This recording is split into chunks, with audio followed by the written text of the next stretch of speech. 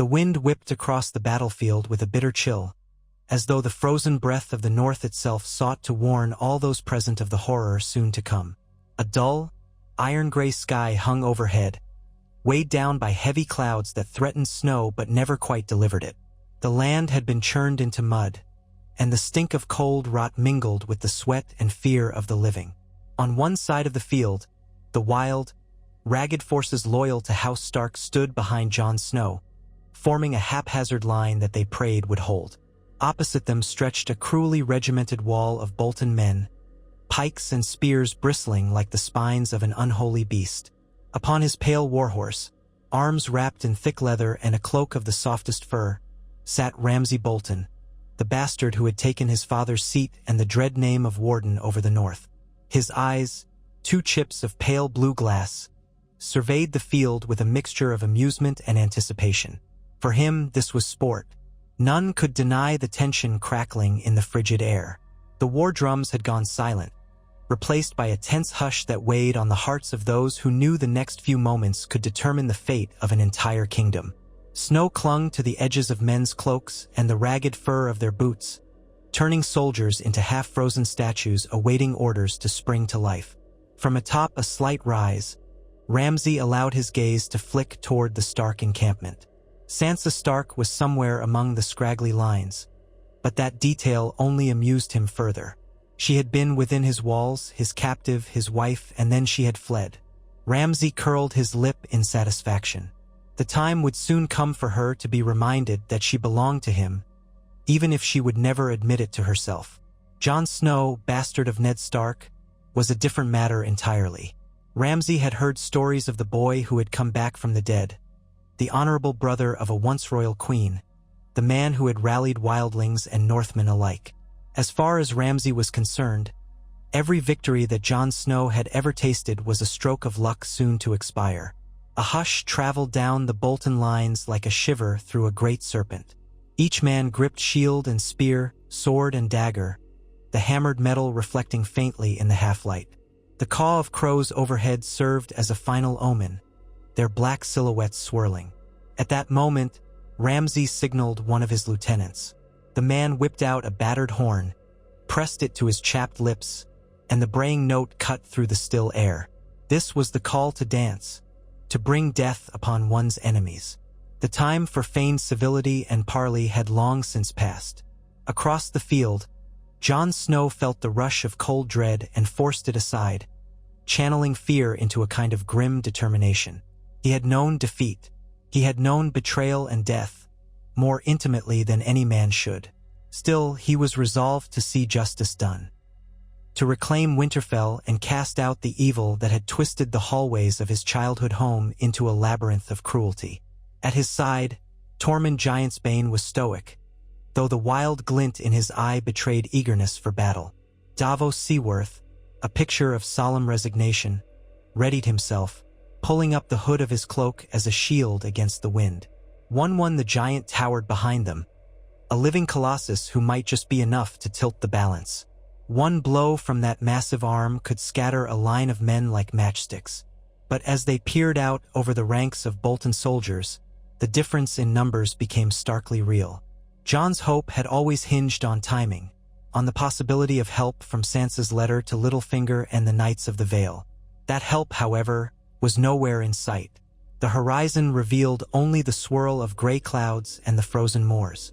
Ramsay Bolton's smirk curled, making him appear almost boyish in his glee. He raised one gloved hand and unfurled his fingers. Without looking away from Jon Snow's forces, he gave an order to a subordinate. The Bolton man brought forth a small figure, unmistakably Rickon Stark, the youngest child of Ned Stark, who had been claimed by the Boltons as a prize. The boy's cheeks were ruddy with cold, eyes wide with terror. As the horn's bray faded, Ramsay signaled again, and Rickon was pushed forward onto the field. The distance between the lines felt monumental, yet the tension that sprang forth was immediate. Jon watched in horror, his heart twisting. He heard Sansa gasp behind him, though he could not pull his gaze away to comfort her. Ramsay took a dagger from his belt and held it lightly between forefinger and thumb, making a show of it. Then he tossed the weapon into the snow beside Rickon. The implication was clear. This was a game, and Rickon was to be the unwitting pawn, forced to run for his life. Ramsay raised his voice, letting each word carry across the field. "Run to your brother," he called, feigning kindness, his tone dripping with malice. "If you can." There was a moment, an endless beat of silence, where Rickon trembled, uncertain, his bare hands clutching at the air. Then the boy's survival instinct took over. He bolted, his thin legs cut through the muddy ground, losing traction, but he propelled himself forward with all the desperation of a child who had seen too many nights in the dungeons of his family's ancestral home. He threw himself into that sprint with every ounce of strength he had left. John spurred his horse forward, ignoring Tormund's yell to wait, ignoring the carefully laid plans to not be goaded into an early charge. He urged the horse into a gallop, mud splattering across his boots, the reins biting into his palms. Everything else around him faded. He saw only Rickon's small figure, the stark black of his cloak against the churned snow. In that moment, the entire battlefield held its breath. Ramsay took his bow, notched an arrow with cruel leisure, and let it fly. The arrow whistled through the air and narrowly missed Rickon, sinking into the mud near his feet. Another arrow followed, close but not quite hitting its mark, like an executioner toying with his prisoner. John pushed the horse harder, desperate to close the distance. The third arrow soared with eerie grace, its fletching vanishing against the horizon for a split second before it found Rickon's back. The boy stumbled, mouth open in a silent scream, before collapsing into the mud. John's heart clenched. The entire world froze around him, the edges of his vision blurring with grief and horror. Despair and fury mingled in John's chest. He halted, dismounted his horse, and rushed to Rickon's side, gathering the boy's lifeless form into his arms. Sansa's frantic scream from behind was muffled in his ears. Time felt distorted, like the world had slowed to an impossible crawl, yet every heartbeat hammered with ferocious speed. Across the field, Ramsay Bolton simply smiled, savoring the anguish playing out before him. And then, as though spurred by that single death, the armies moved. The Bolton archers released a volley, darkening the sky with a lethal rain. Caught out in the open, John had no choice but to leave Rickon's body behind. His men surged forward, unable to watch him stand alone, and any semblance of strategic formation dissolved in an instant. Shield-bearers scrambled to protect themselves from the storm of arrows. Men screamed as steel-tipped shafts punctured flesh and mail. The ground swallowed blood as though it had gone thirsty in winter's hold. From the side, Tormund roared, waving his men forward, and the savage wildlings rushed in a ragged wave, brandishing axes and spears. Behind them, the knights of the north who had pledged themselves to the Stark cause advanced with more discipline. The crash of metal against metal began to echo across the land, a savage chorus. Despite the mud's attempt to drag them down, both armies collided with horrifying momentum. The Bolton spears took the brunt of the charge, impaling men like animals. Bodies crumpled, and those behind them vaulted over the fallen, hacking down on the gleaming pikes in an attempt to break through. Ramsay watched from a vantage point, occasionally loosing arrows of his own. He delighted in every moment, the terror in their eyes, the futility of their desperate assault. House Bolton's cavalry stood ready in formation on his right flank, while further along the line, he had stationed mounted archers who were picking off stragglers from a distance. The bastard of Bolton had learned well from Roose, and that cunning had been sharpened by a sadistic sense of glee. He had allowed just enough hope to linger in Jon Snow's mind, by returning Rickon in such a twisted game, by letting him nearly escape, and now the Stark forces were paying in blood. Amid the chaos, Jon Snow found himself swept into one brutal engagement after another. His sword arm vibrated with each clash, his shield heavy with each blow. It felt as though he was at the center of a great storm, men screaming and dying around him, the stench of torn entrails mixing with the icy air. He fought on, slicing through Bolton soldiers as though possessed by a righteous fury. But even with all his skill, The swirling mass of enemies seemed endless. Sweat slicked his brow under the metal of his helm, steam rising from the heat of blood splattering onto snow. From somewhere behind him, he heard Sansa's anguished sob, but he had no time to search for her. Survival was all that occupied his mind. Survival and revenge upon Ramsay Bolton. Bolton men closed ranks, their shields forming a wall that bristled with spears protruding at waist height. The Stark lines collided with them again and again, the wildlings roaring with savage cries, but the well-drilled Bolton force did not waver easily. At the corners, Bolton cavalry pressed in, corralling Jon's forces, squeezing them into a tightening ring of death. Tormund slammed his axe into a knight's visor, caving it in, then spun to grapple another. Davos barked orders, trying to rally men to keep formation, but the swirl of conflict made it nearly impossible to maintain any cohesive command. One swung a massive tree trunk he used as a club, scattering men like leaves, but every time he swung, the next rank of Bolton soldiers rallied behind their giant-shaped holes, stabbing forward with spears whenever they could. And still Ramsay watched with near-dispassionate amusement. He maneuvered on horseback, flanked by his personal guard, scanning for the moment when he would deliver the final blow. One of his captains approached, face smeared with the grime of battle, breath puffing in the cold. "The wildlings are fierce, my lord," the captain said, "but our lines hold.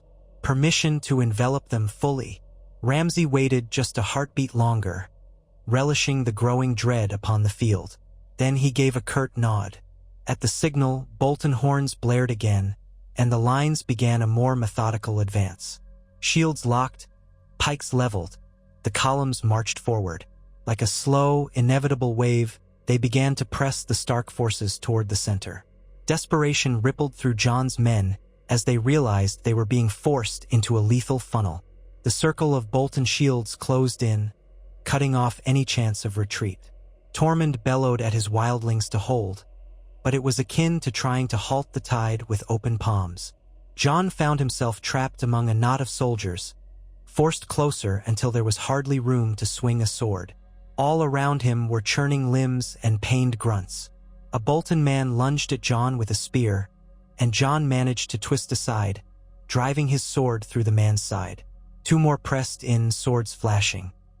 Jon blocked one blow with his shield, hammered the other aside, and elbowed the second man in the face, cracking bone.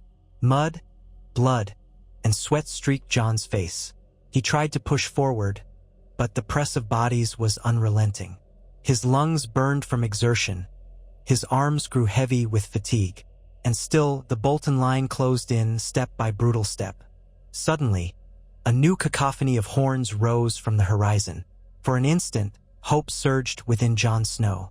Had Sansa's letter worked after all? Were the Knights of the Vale arriving at last? Even as his heart thumped with renewed vigor, he craned his neck to see beyond the ring of Bolton shields. His vantage was limited, but it quickly became apparent this new force was not riding in from behind the Boltons. Rather, they came from a different angle, and when the banners came into view, all illusions of rescue vanished. These were not the Falcon and Moon sigils of House Arryn, but the flayed man banner of House Bolton, smaller, perhaps reinforcements that Ramsay had sequestered away. The midday gloom made it difficult to read the banners precisely, but there was no mistaking the bright red of the flayed man, an image of torment and dominance. A cry of panic rippled through Jon's men. The ring of Bolton shields parted just enough to allow these newcomers to reinforce the circle, and then it sealed once more, an iron vice on Jon's forces. On a slight hill overlooking the blood-soaked field, Sansa Stark was mounted on a chestnut mare, kept under guard by a handful of wildlings and Stark loyalists. She trembled with rage, sorrow, and a sickening sense of inevitability. She had insisted on watching the battle, hoping to see a moment of advantage, hoping to spur any potential ally into action if they approached. But the sight that stretched before her was a panorama of despair. Her brother Rickon cut down like an animal. Jon, lost in the swirling mass of desperate men. The Bolton forces suffocating them in a ring of cold steel. Every line of Sansa's face was drawn taut with rage. Once, she had believed that men like Joffrey Baratheon were the worst the world could produce. Then she had come under the thumb of Ramsay Bolton. She understood cruelty in ways she never had before. Her heart hammered as she imagined the consequences of this battle going sour. She pressed her lips together so tightly they formed a bloodless line. She refused to allow the tears that pressed behind her eyes to fall.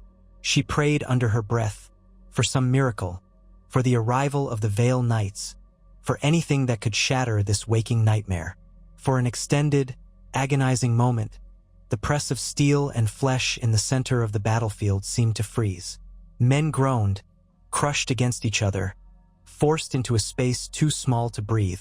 Soldiers slipped in the churned mud, a grotesque mosaic of trampled limbs and broken weapons. Then the Bolton soldiers, with a grim finality, thrust their pikes forward in unison. Screams erupted. Men were impaled in clusters. The wildlings howled defiance, but there was nowhere to retreat, nowhere to dodge. One managed to heave a great many away, but not enough. The giant bore wounds all along his arms and legs, his thick hide punctured by arrows and spears. Step by step, he was being driven back, bleeding massive gouts of scarlet onto the slush. Jon Snow could hardly raise his sword without striking one of his own. He felt the press of bodies, the claustrophobic crush of men who were barely holding themselves upright. He was fighting to draw breath in the stagnant air heavy with sweat and the scent of copper. Then, from his left, he heard Tormund's voice rasping above the din. "Jon, this way!" With a Herculean effort, Jon shoved through the throng, ignoring the searing pain in his arm where a spear glanced off his pauldron. He found Tormund, who was bloodied but upright, hacking a path through a cluster of Bolton men with desperate efficiency.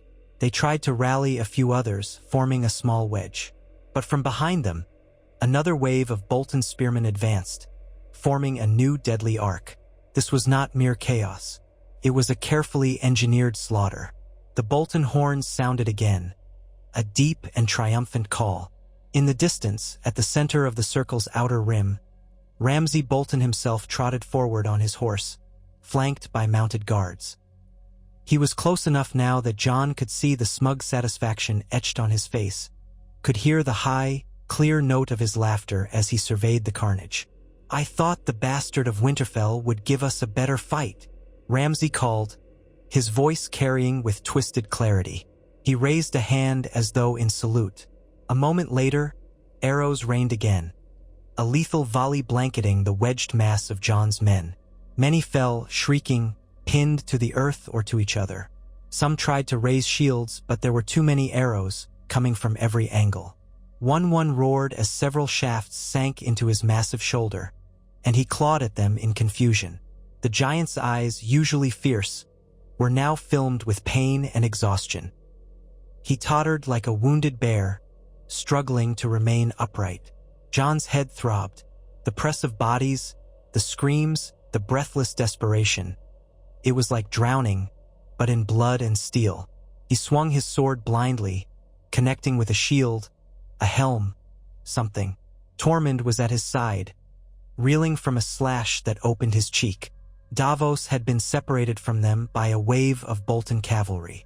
Now Jon saw the older man pinned by riders. Davos fought valiantly, but the swirl of hooves around him was thick with pikes. Another volley of arrows soared overhead, and Jon thought he saw Davos stagger before going down, though the glimpse was fleeting. Then, with a cruel efficiency, the Bolton circle pressed tighter, jabbing forward in unison. Many of Jon's men, including wildlings, knights of the north, and even a handful of Mormont warriors, were skewered in that relentless push. Tormund gave a great roar, swinging his axe at two men. He felled one, but the other drove a spear up through Tormund's side. The wildling let out a guttural gasp, lurching forward and tearing the spear from the man's hands even as he collapsed to his knees. Jon, who had been shoulder to shoulder with Tormund, felt his heart lurch in protest. He tried to defend Tormund from further blows, but the pressure was overwhelming.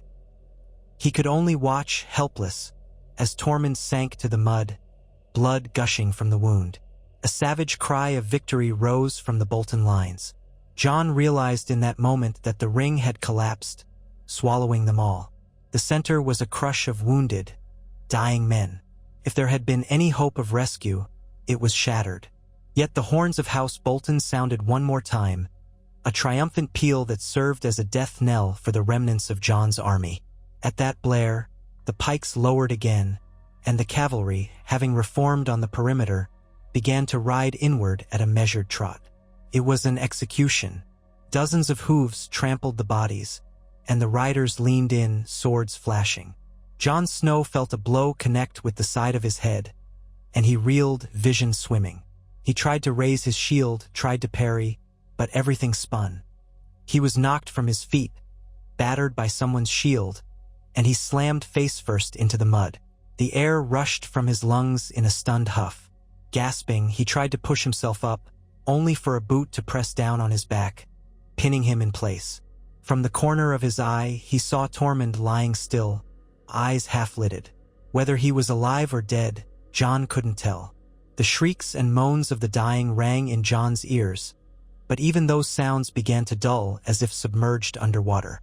The mud pressed against Jon's cheek, cold and suffocating. The last thing he saw before darkness claimed him was Ramsay Bolton's face, looming above him like a pale wraith in the gloom, lips parted in a savage grin. Jon awoke to the sputtering orange glow of torchlight. His head throbbed with excruciating pain, and his ribs felt bruised to the point of agony. For a moment he could not remember where he was. The metallic tang in the air jolted his memory. The battlefield, the defeat. He stirred, attempting to rise, only to realize his hands were bound behind his back. The ground beneath him was cold stone, somewhere indoors. The flickering torchlight revealed a corridor he recognized at once with a painful lurch of his heart. The dungeons of Winterfell. How many times had he crept through the corridors above, back when he was a boy, never imagining such a fate for himself. 2 Bolton guards stood watch at the iron bars, their eyes flicking over to him with disinterest. Jon attempted to sit up, and they made no move to stop him. Pain lanced through his torso, but he gritted his teeth and forced himself upright, leaning against the damp stone wall. His memory began to piece itself together. The encirclement, Tormund's probable death, one's roars fading into silence, Rickon's body lying in the mud, Sansa's desperate face. A torrent of grief and rage bubbled up inside him, but there was nowhere for it to go. He was a prisoner, likely facing the same fate as any of Ramsay's captives. These dungeons had housed Theon Greyjoy, had housed untold numbers of unfortunate souls that Ramsay had tormented for sport. Now Jon Snow was one of them. He closed his eyes, struggling to maintain composure. The weight of so many losses bore down on him like a graveyard's worth of tombstones. The guards said nothing, leaving him to his silent torment. Eventually, footsteps echoed from somewhere above, and the 2 men stood straighter. A moment later, Ramsay Bolton appeared, descending the staircase with a leisurely pace, a lantern in hand. He still wore his fur cloak, though spattered with dried blood.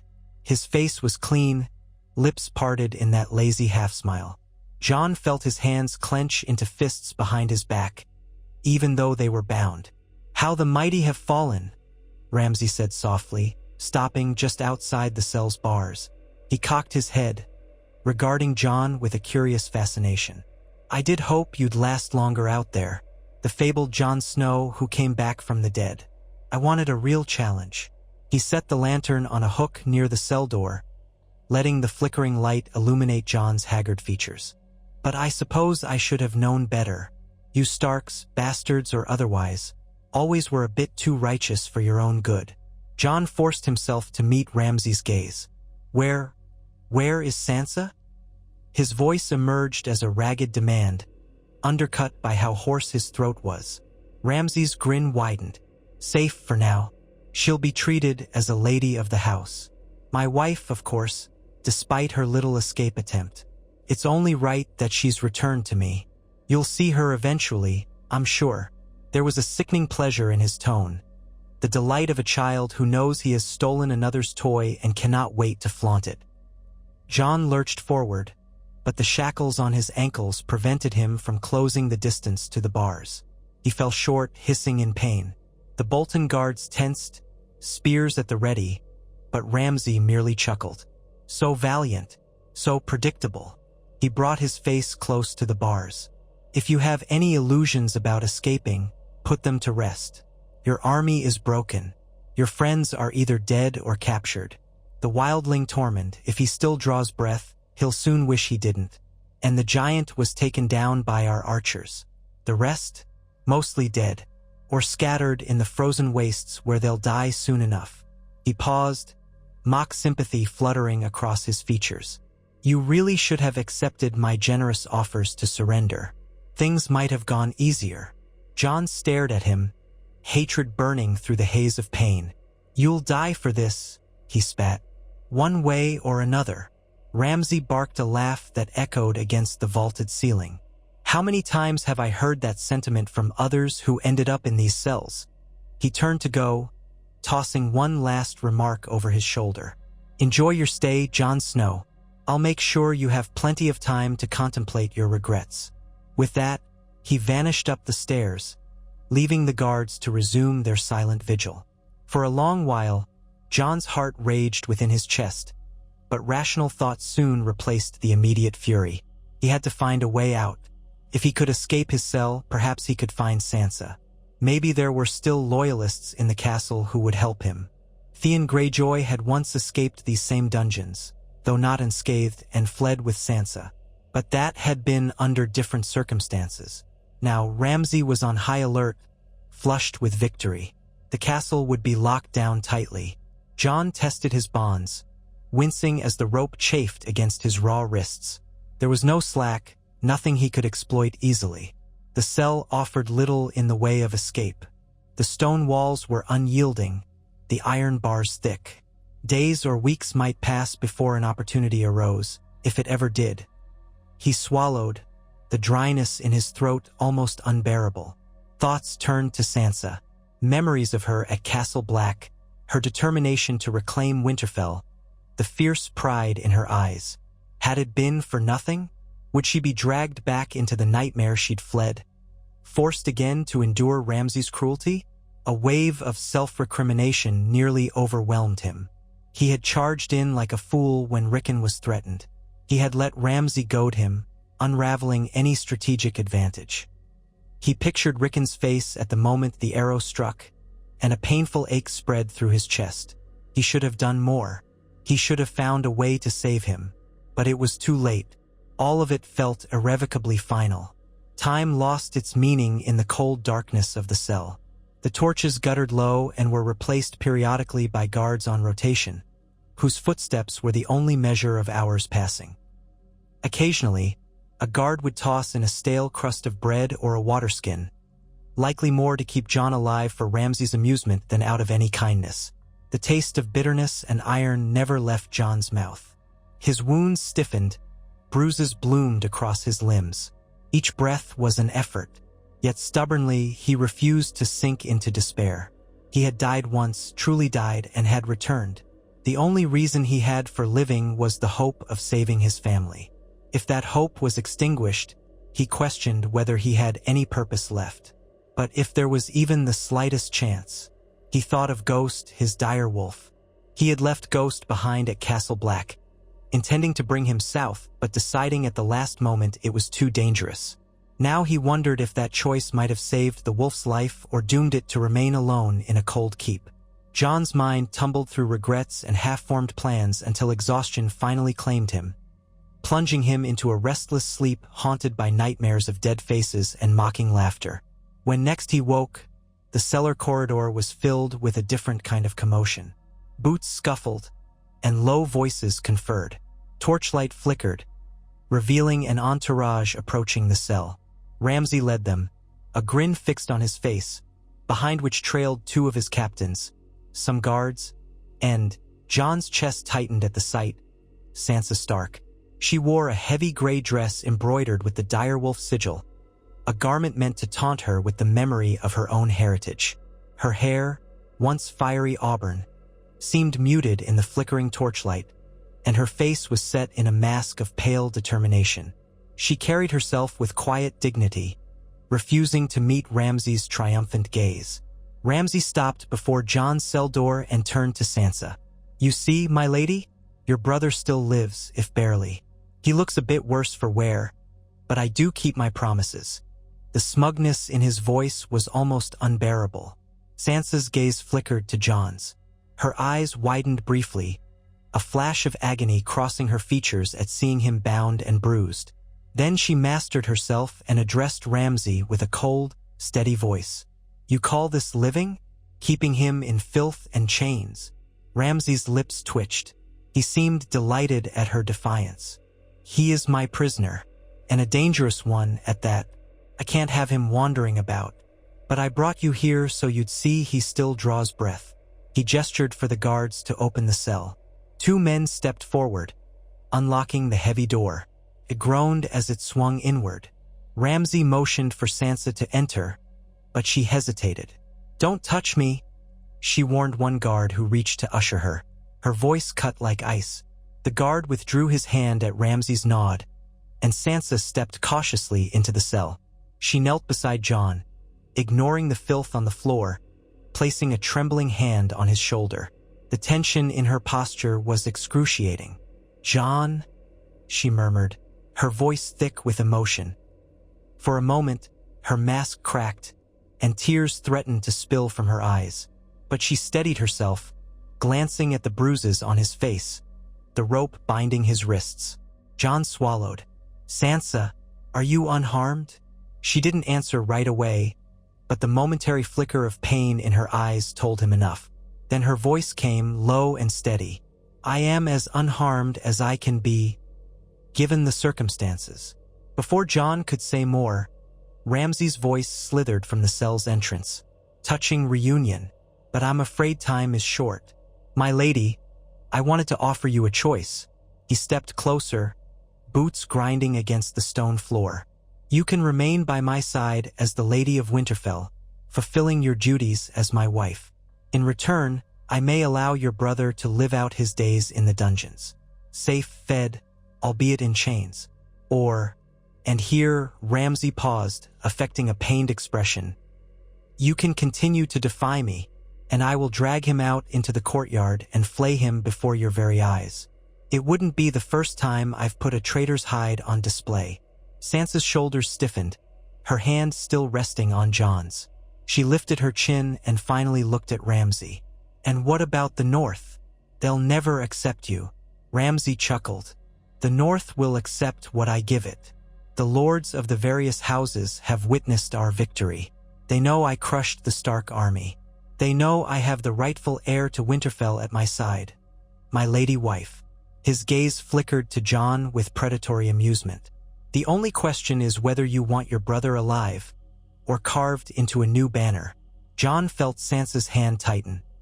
He could see the war within her, the revulsion at the thought of returning to Ramsay's side, weighed against the desire to keep her brother alive.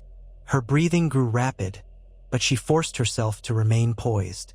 "He'll never truly submit," she whispered, her eyes lingering on Jon's battered face. Ramsay laughed softly. "He doesn't have to submit. He only has to remain silent behind these bars. Now, my lady, choose. Do you want him breathing? Or should I have a bit of sport with him in the courtyard?" Sansa's expression shattered with despair, but she found words that dripped with defiance. "If you think I will become your puppet, you're a fool, Ramsay." He shrugged, as though her spirit amused him. "We'll see." He gestured to the guards. "Take her back to her chambers." Then, fixing Jon with a cold smile, he added, "I'll give her some time to consider whether your life is worth more than her pride." Sansa started to protest, but the guards took her by the arms, none too gently, and led her out of the cell. She struggled, cursing at them, but a hard shove sent her stumbling into the corridor. Ramsay watched with satisfaction, then turned to Jon, stepping into the cell. The guards moved in as well, mindful but not interfering unless Jon tried to lash out. Jon glared up at Ramsay. "You'll never break her." Jon spat, voice trembling with hatred. Ramsay crouched, bringing his face level with John's. The flickering torchlight cast macabre shadows across the bastard's features, accentuating his smug grin. I don't need to break her entirely, just enough to make her obedient. He reached out and tapped John's cheek lightly, a mockery of affection. Now be a good pup. Don't try anything. Or I might just fetch my knives and see how loud you can scream. John jerked his head away, revulsion twisting his features.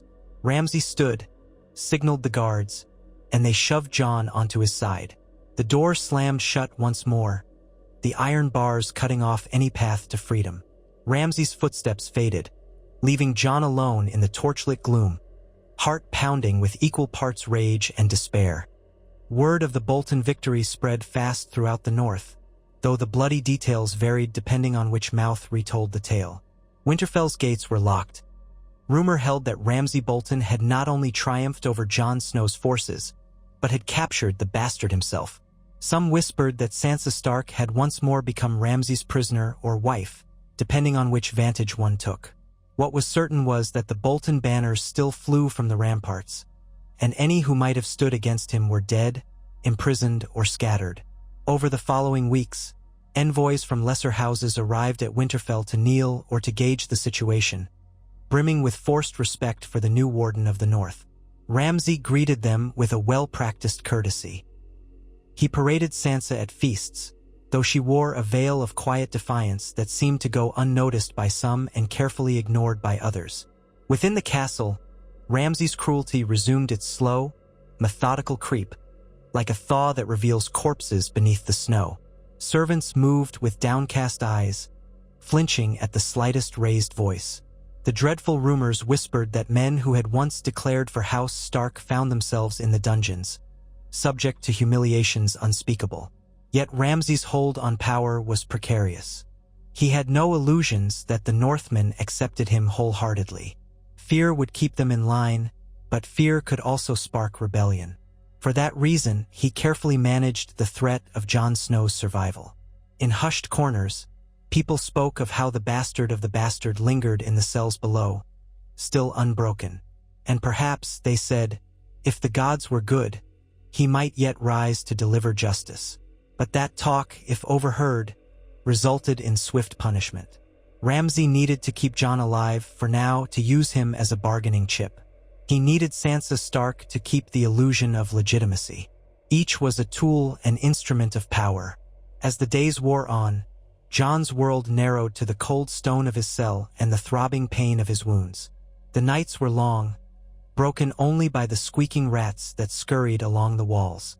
Sleep brought nightmares of the battlefield, of Rickon's death, Tormund's final gasp, Sansa's face contorted in despair. He awoke more exhausted than before. The guards never spoke except to deliver the occasional morsel of food or a mocking remark. Sometimes he heard screams echo from adjacent halls, presumably from other prisoners. He clenched his jaw, powerless to help them. A sense of helplessness warred with his desire to resist. But he had to cling to something, any shred of hope, to avoid descending into the madness that this place was designed to cultivate. One evening, the faintest trace of an opportunity presented itself. A guard named RYC opened the cell to deliver a crust of bread and a bowl of watery stew. RYC was usually silent, but this time he lingered, glancing over his shoulder before speaking in a low, urgent tone. "You're Jon Snow," the guard said, half in awe, half in pity. Jon blinked, his back propped against the wall. "I am." His voice was a rasp, his throat perpetually dry.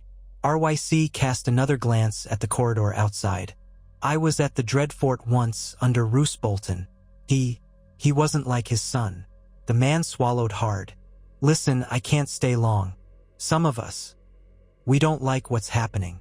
Jon's heart lurched, a flicker of possibility. "Help me," he whispered, voice sharp despite his weakness. "Get a message to the outside, or find a way to free me." A tremor passed through RYC's expression. He averted his eyes. "I can't. Ramsay is too watchful. Anyone who goes against him ends up in the kennels or worse." He set the bowl on the floor, letting the steam rise. "But I'll try to get you a knife." or something. John's hands were still bound, but new rope replaced the old ragged one. The guards had occasionally replaced it, ensuring he never had enough slack to wriggle free. He stared at RYC. "That's something," John said quietly. "Please, you have to." RYC hesitated. Fear etched across his face. "They'll kill me if I'm caught," he whispered, stepping away as though he regretted even opening his mouth. "But what Ramsay's doing, it's not right." Then he turned and hurried out of the cell, the iron door clanging shut behind him. John stared at the closed door, heart pounding. This was the first real glimmer of hope since he had been thrown in here. He didn't know if RYC would follow through, or if fear would consume him. But the possibility of an ally, even a reluctant one, put a thin crack in the wall of despair that had grown around John. If he could get a blade, or if RYC could carry a message to someone loyal, maybe a northern house still loyal to the Starks, or even the Vale Knights, there was a slim chance of toppling Ramsay from within. But time crawled on, and RYC did not return. Days passed in a torturous monotony. Sansa's visits were sporadic, never alone. She was always escorted by Ramsay or his men, never able to speak freely. She tried, with careful inflections, to convey that she was unharmed, but her eyes spoke of an unspoken anguish. Whenever she entered, Ramsay would posture, speaking in honeyed tones about loyalty and marriage while occasionally prodding John with a boot or a snide remark. Sansa's eyes would flicker with hatred, but she held her composure. One afternoon, as Ramsay led Sansa from the cell, John caught a glimpse of bruises on her wrist. White-hot fury burst within him, but the door clanged shut again, and the echo of her soft footfalls receded into silence. The snow began to fall heavily outside Winterfell's walls, blanketing the already frozen land. Ramsay sat in the great hall, at the high table once reserved for the Starks. A roaring fire blazed in the hearth, casting dancing shadows on the stone pillars. Servants tiptoed around, bringing platters of food and flagons of ale for the Bolton men who feasted. The banners overhead, a flayed man on a pinkish field, taunted the memory of the direwolf that once presided here. Sansa was seated at Ramsay's side, stiff and silent, her eyes cast downward in a stoic refusal to engage with the debauchery around her. Nearby, Lords Serwyn and Slate sat with forced politeness, exchanging uneasy glances. They had attended the feast out of fear rather than celebration. Ramsay's victory had left them with little choice but to bend the knee or face his retribution. Partway through the feast, Ramsay stood, raising a silver goblet. "A toast," he declared, voice echoing in the hall. "To the north, united under House Bolton. May we prosper in peace." The final word dripped with irony. The forced applause that followed was meek. Sansa lifted her eyes just enough to see the uneasy guilt on the faces of the assembled lords. She clenched her jaw. A cornered fox might gnaw off its own leg to escape the trap, but she had to be more cunning. She needed to preserve her strength, her will. She had not yet decided how best to act, only that she would not submit to Ramsay's tyranny without searching for an opening. A small voice in the back of her mind whispered that her brother rotted below, a living testament to her defeat. But another voice insisted that she had to keep surviving, keep strategizing. She was, after all, taught by Littlefinger for a time, and she had learned from Cersei's manipulations as well. She just prayed she could find the right moment to twist the blade back on Ramsay. In the dungeons, John continued to mark the days in his mind. His body ached constantly, and his spirit grew weary with each passing hour. Still, he forced himself to stretch, to push against the limits of his bonds, to keep his muscles from wasting away. It was a grim regimen, but he had no other recourse. The only visits he received were from the guards, or from Ramsay when he wished to torment him with news of the outside. On the day RYC finally returned, John had nearly given up on him. The guard slipped into the cell under the guise of delivering rations and quickly knelt beside John.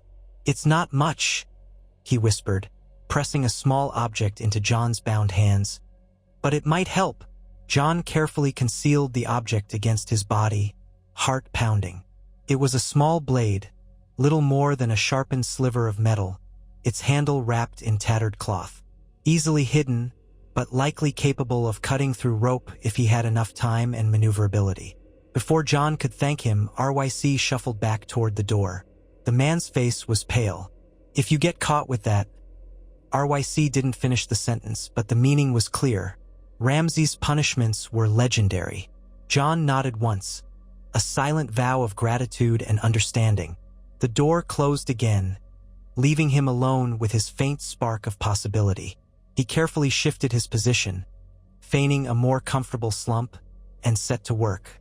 Over the next several hours, in small increments whenever the guards were not watching, he moved the hidden blade against the rope around his wrists. It was a slow, painstaking process. If he pressed too hard or cut too quickly, he risked making noise or alerting the guards. Yet each time he felt the rope's fibers weaken beneath the blade, a tremor of hope flickered in him. By the time he finally sliced through the rope, careful to keep his wrists looped as though still bound, his arms were shaking from tension, but he felt a rush of triumph. He left the ropes draped around his wrists, disguising the severed state. His ankles were still shackled, but with free hands, he could attempt to pick the lock or fight if the moment presented itself. For now, he willed himself to patience, waiting for a time when the guard was alone, or when an opportunity to slip into the corridor might appear. Ramsay was not oblivious to the possibility of treachery. He was, however, basking in victory, and often arrogance blinds even the most cautious of men. Late one night, he descended to the dungeon alone, holding a torch, deciding on a whim to taunt John. Perhaps break a few fingers, watch him squirm. He relished the personal nature of cruelty. The guards at the dungeon entrance were half asleep. Ramsay made a mental note to punish them later for laxity. But for now, he had more pressing amusements in mind. He stepped into the corridor before John's cell, waving the torch to better see through the bars. As always, John sat slumped in the corner, head bowed, arms behind his back. Ramsay licked his lips, relishing the thought of the fear John might show if he understood what was to come. He slid the key into the lock and pushed the door open with a groan of iron hinges. Torchlight revealed the flicker of John's eyes, but no other movement. Ramsay took 2 steps inside, letting the door swing shut behind him. "Wake up, Snow," he sneered. "I have some news for you. The Northern Lords are quite taken with my new brand of leadership." John lifted his gaze. In the dancing torchlight, Ramsay could see bruises, unkempt hair, dried blood. Pathetic wretch. He smiled, enjoying the sight. "I think I'll let you see a bit of daylight tomorrow. In the courtyard, we'll have some entertainment." Suddenly, John burst into motion. His hands, freed from the severed rope, lunged for Ramsay's arm, twisting it violently. The torch fell, sputtering on the stone floor. Ramsay let out a startled bark, reflexively stepping back, but John pressed the advantage, driving his shoulder into Ramsay's chest with surprising strength for a half-starved prisoner. Ramsay crashed into the cell bars, a jolt of pain shooting through his back. John aimed a fist at Ramsay's face, but the Bolton bastard managed to dodge enough that the blow glanced off his temple rather than landing cleanly. "Guards!" Ramsay shouted, voice echoing down the corridor. But he could hear only his own echo. Foolishly, he had ordered them to wait near the top of the stairs, wanting privacy. John pressed forward again, grappling with Ramsay. The 2 men struggled in the narrow space, slipping on the torch as it rolled across the stone. Ramsay's lip curled in rage, and he snarled, "You think you can kill me in here, bastard?" John didn't waste breath on a reply. He wrestled for control of Ramsay's hands, knowing that if Ramsay got to a knife, it could be over quickly. Yet Ramsay, for all his cruelty, wasn't lacking in cunning or reflexes. He twisted a leg behind John's, sending John staggering. They fell together, a tangle of limbs. John tried to pin Ramsay's arm behind him, but Ramsay jammed an elbow into John's ribs, making him gasp. Then, with a frantic lunge, Ramsay's hand darted to his belt, drawing a small dagger. He slashed wildly, catching John's forearm and opening a thin gash. John hissed in pain, but forced Ramsay's knife arm to the side, pounding it repeatedly against the stone until Ramsay's grip weakened. The dagger skittered across the floor. Blood ran down John's arm, but he pinned Ramsay with a forearm across his throat. Hatred blazed in John's eyes, all of his losses fueling the moment. He wanted to see Ramsay's life snuffed out here and now. But even pinned, Ramsay refused to yield. He clawed at John's face, nails raking across skin. John's vision blurred momentarily, and his grip on Ramsay's throat loosened. That was enough for Ramsay to twist away. Gasping, he shouted again, "Guards!" This time, John heard answering shouts from the corridor. Heavy footsteps pounded closer. John launched himself for the cell door, ignoring the burst of pain from his cut arm. If he could get out into the corridor, maybe he could slip past the guards. But the cell door was locked. Ramsay had let it close behind him. John tried to reach for Ramsay's keys, but Ramsay slammed a boot into his chest, knocking him off balance. Then the guards arrived, at least 4 weapons drawn. They thundered into the cell, and John found himself surrounded by pointed steel. He lunged, but a cudgel struck him across the shoulder, then another blow to the side of his head. Stars exploded in his vision. He hit the floor hard, blood roaring in his ears. Distantly, he heard Ramsay coughing, dragging himself upright. The bastard's voice sounded furious, tinged with alarm. "Hold him," Ramsay rasped. The guards pinned John face down. One of them yanked John's arms behind his back again, binding his wrists with fresh rope, this time cruelly tight, cutting into skin already raw. Another guard pressed a knee to the small of John's back, forcing a pained grunt from him. Ramsay approached, holding the torch once more, his chest heaving. A trickle of blood ran down his own temple, evidence of the scuffle. His grin was twisted, eyes alight with sadistic glee. "You almost had me, Snow," he breathed, kneeling next to John's head. "I think I'll punish you extra for that." He grabbed John's hair and yanked his head back. "Nice try, though. I do love some excitement." John glared at him, panting.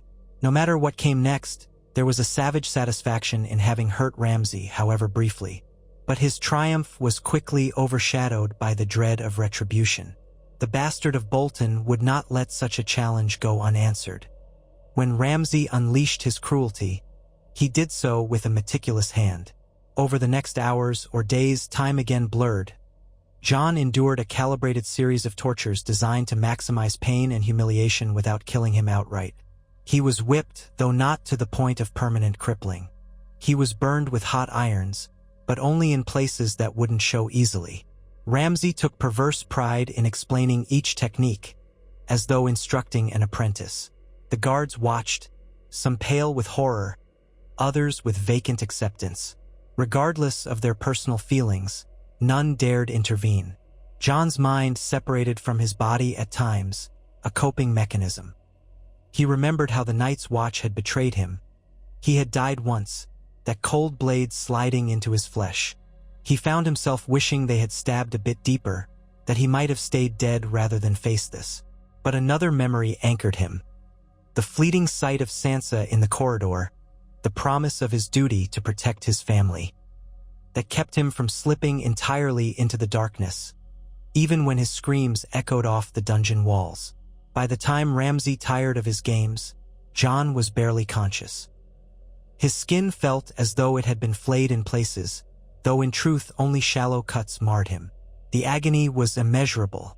At last, Ramsay threw a bucket of icy water over him, a final insult to wash away some of the blood. John curled into a trembling ball on the cold stone, struggling to breathe. His vision blurred, and he could only make out Ramsay's shape as a menacing silhouette. "I think we've established who's in charge," Ramsay remarked lightly, wiping a speck of blood from his lip. "Just in case you had any doubts." He tossed the rag to the floor. "Now, you'll remain here and think about that. Do try not to die. That'd be terribly boring." Then he turned, ordering the guards out of the chamber. One guard lingered to slam the cell door. The clang of iron reverberated in John's skull. He lay there, slipping in and out of consciousness, unable to determine how many hours passed. Each breath brought fresh waves of pain. His wrists were bound again, his body battered. The torchlight flickered, creating dancing shadows. He dreamed of direwolves, ghosts in the snow, a swirling whiteness that beckoned him to let go. But he held on to the faintest thread, a memory of Sansa's voice whispering his name in the cell. He would not succumb, could not, if there was even a chance he might still save her. Word of Jon Snow's attempted escape and subsequent torture spread quietly among the servants and guards of Winterfell. Some took it as proof of Ramsay's unassailable power. Others felt a pang of pity that they dared not show openly. Sansa heard of it through the grapevine of hushed whispers. When she confronted Ramsay and the gods would one morning, the flurries dancing around them, her voice trembled with rage. "You're a monster," she hissed, standing before him in the snow, her cloak trailing behind her. The heart tree loomed, its ancient face seemingly weeping red sap that stained the trunk like old blood. Ramsay regarded her calmly, hands behind his back. "I'm your husband," he corrected. "A monster, perhaps, but one who holds the North. And your brother." Sansa's fists clenched. She wanted to rake his face, to tear at him with her nails. But she held herself in check, remembering his capacity for cruelty. Instead, she forced her voice to remain level. "Let me see him. Let me tend to his wounds. I'll do whatever you ask. Just let me ensure he doesn't die from your punishment." Ramsay's lips curved. "Your devotion to your family is touching," he said. "I might allow it. Eventually. For now, he needs to learn who rules Winterfell." He stepped closer, lowering his voice. "You should be grateful I haven't flayed him from head to toe. But keep testing me, and I might change my mind." Hatred twisted Sansa's expression. She stepped back, refusing to let him see her tremble.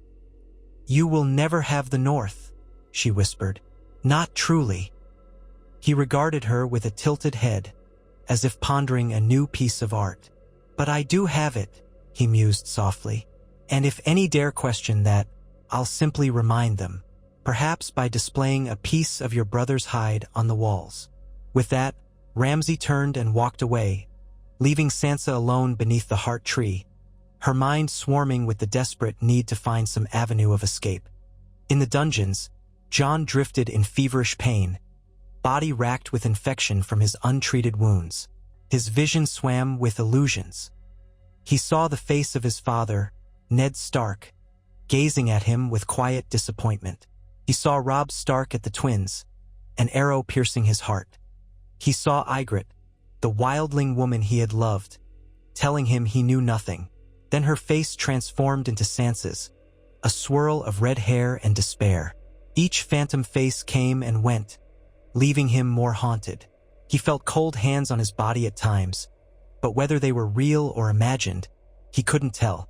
Sometimes water was poured down his throat, enough to keep him from dying of thirst. A stale chunk of bread would be shoved between his lips. He chewed mechanically, hardly tasting it. He had no sense of day or night anymore. Pain was his only constant companion. At last, after what felt like an eternity, he roused more fully to see a new figure kneeling beside him. He blinked, trying to focus. The figure wore a hood, and as they turned slightly, he realized it was RYC, the guard who had given him the blade. The man's expression was grave. "You're still alive?" RYC murmured, relief coloring his tone. He had a small vial in his hand, which he uncorked. "Drink this. It's milk of the poppy. It should help." Gently, he lifted Jon's head and pressed the vial to his lips. Jon was too weak to resist, and the pain was so profound that he hardly cared if it was a trap. He drank, feeling the bitter liquid burn down his throat. Almost instantly, some of the edge of agony receded. His head swam pleasantly.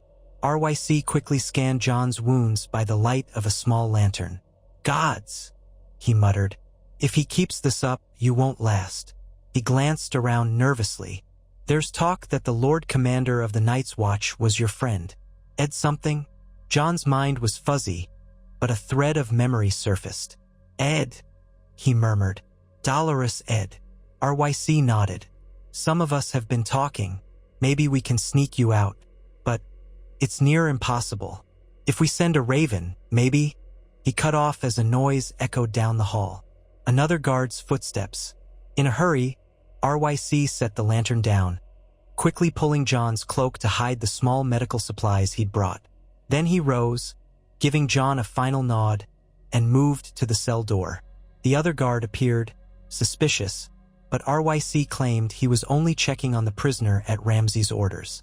The pair left, locking the door behind them. John was left with the taste of poppy on his tongue, the dull haze of painkillers in his brain. He tried to cling to RYC's words. Another plan, a possibility of sending for help. Perhaps, if the gods willed it, the Night's Watch or another force might come. But was that not how he had pinned his hopes on the Knights of the Vale, only to die on the battlefield? The mere thought conjured an image of the flayed man banners overshadowing Winterfell's ramparts, a symbol of his crushing defeat. Yet in the darkness, he found a fragile ember of determination still burning. He had come this far. He had survived death once before. He wouldn't let Ramsay Bolton be the final end of him. Weeks bled into a tense, frozen stalemate inside Winterfell. Ramsay continued to parade his control. Sansa remained in her chambers, guarded, forced to attend feasts and make appearances to uphold the lie that House Stark supported House Bolton's new dominion. Lords and ladies of the North bowed out of fear. The few who might have resisted dared not speak openly, aware that Ramsay's retribution would be swift and merciless. The battered remnants of Jon's forces had scattered to the winds. Some died of exposure in the harsh winter. Others were rounded up by Bolton soldiers and executed. The largest faction, wildlings who had once followed Tormund, attempted to flee back beyond the wall. Rumors suggested they were picked off by ruthless Bolton parties. No succor from the Knights of the Vale ever arrived, as Littlefinger had evidently stayed silent or changed his mind about intervening. Perhaps he saw no advantage in tangling with a victorious Bolton. In Sansa's bedchamber, she paced before the hearth, the roaring fire unable to melt the ice in her bones. A lady's maid hovered near the door, pretending not to notice Sansa's agitation. Sansa stopped, gazing at the swirling snow through a narrow window slit. She recalled a time when the courtyard below had bustled with life and laughter, when Ned Stark's sense of honor filled these walls. Now it felt like an unending funeral. A swift knock on the door preceded Ramsay's entrance. He did not wait for permission to enter. The lady's maid dipped a curtsy and quickly excused herself, leaving them alone. Sansa turned, her face schooled into cool neutrality, though her pulse fluttered. "My sweet wife," Ramsay purred, crossing the chamber toward her. "How do you fare this evening?" He reached out as though to brush a lock of hair from her face. She recoiled instinctively, stepping back. "I fare as any prisoner would." A shadow of annoyance passed over his features, but he forced a smile. "You wound me, Sansa. You're free to walk the castle, to speak with the lords and ladies who come. Surely you see you're no prisoner." She glared. "You know what you are, Ramsay, and what you've done." His eyes lit with a sadistic gleam. "I do, and I know you think you can undermine me or endure until you find some opening. But let me remind you, your brother is in my grasp." He waited, as if savoring her silent rage. "Which is why I've come to inform you that we'll be holding a special demonstration in the courtyard at midday tomorrow. I want you to be there." Sansa's stomach twisted. "What demonstration?" Ramsay's smile was feral. "You'll see. I think you'll find it educational." Then he pivoted and strolled away, leaving her alone with the flickering fire and a gnawing dread in her gut. At midday, the courtyard was cleared of snow and set for a grim spectacle. Soldiers formed a ring, keeping curious onlookers at bay. Ramsay stood near the center with a pack of his hounds, which snarled and strained at their leashes. The beast's eyes shone with hunger. Sansa was brought forward under guard, placed in a position of prominence so she could not miss a moment. Her heart pounded. She scanned the walls, the parapets, the gates, hoping beyond reason that some rescue might appear. None did. Ramsay signaled the guards. Two men dragged a prisoner forward, a ragged figure with hair matted by blood and grime. Jon Snow. Sansa's breath caught in her throat. He looked barely alive, dark circles under his eyes, his face a patchwork of bruises and cuts. His clothing hung in tatters, revealing new scars across his chest and arms. He tottered on his feet, supported more by the guard's grip on him than any strength of his own. Ramsay faced Sansa, a triumphant smirk on his lips. Since my lady wife has such concern for her dear brother's well-being, I thought we'd give her the chance to see what defiance costs. He turned to Jon. Kneel. Jon swayed, refusing to bend, though his legs threatened to collapse beneath him. Ramsay nodded to a guard, who struck Jon behind the knees. Jon fell with a gasp, burying his face in the snow. Sansa trembled, fury and fear vying for dominance. She wanted to scream, to rush forward, but Ramsay's men surrounded them. She could only stare, helpless. I could. Let my hounds devour him right here, Ramsay said, letting the dogs snarl for emphasis. He strolled behind Jon, one hand gripping the hair at the crown of Jon's head, forcing him to look up at Sansa. Look at him, my lady. Look at your beloved brother. Jon's eyes met hers, and in them Sansa saw an apology, a sorrow that cut her deeper than any blade. She felt something inside her crack, tears burning at the corners of her eyes. She swallowed, forcing herself to remain steady, not to give Ramsay the satisfaction of her breakdown. But, Ramsay continued, voice dripping with mock courtesy, I am merciful. I'll allow him to live, provided you do as you're told from now on, Sansa. No more attempts at subversion. No secret letters. No speaking ill of me to the lords. Swear your fealty to House Bolton and acknowledge me as the rightful Lord of Winterfell. Right here in front of everyone. Otherwise, he gestured to the dogs, who strained at their chains, teeth bared. Sansa's nails bit into her palms. Her entire body vibrated with revulsion. This was precisely the moment she had feared, where her compliance would be forced by Jon's life. She saw no route of escape, no loyal army waiting at the gates, no cunning ally poised to strike. Her dreams of resisting, of overthrowing Ramsay, came face to face with the chilling reality of Jon's imminent death. She closed her eyes, fighting a wave of nausea. Then, with painful deliberation, she took a step forward. I swear fealty to House Bolton, she managed, her voice quavering but audible. She forced the words out one at a time. I acknowledge Ramsay Bolton as Lord of Winterfell and Warden of the North. A heavy silence fell over the courtyard, broken only by the dog's excited panting and the faint shuffle of boots in the snow. Jon's eyes squeezed shut, shame and despair etched in every line of his bruised face. Ramsay beamed as though receiving a gift. He clapped his hands, and the guards pulled Jon to his feet. You see, Ramsay said, spinning to address the gathered watchers. Peace and stability. My lady wife knows her place. And now so does her brother. His men laughed or cheered nervously, more out of fear than revelry. Sansa lowered her head, tears trailing down her cheeks. She felt an overwhelming sense of betrayal, of betraying herself, her family, the memory of her father and mother. But what choice had she, if she wished to save Jon's life? She stole a glance at him as the guards hauled him away. He met her gaze, a silent understanding passing between them. He would have died to spare her this humiliation, but she could not let him go. If there was still any chance to fight back one day, they had to remain alive.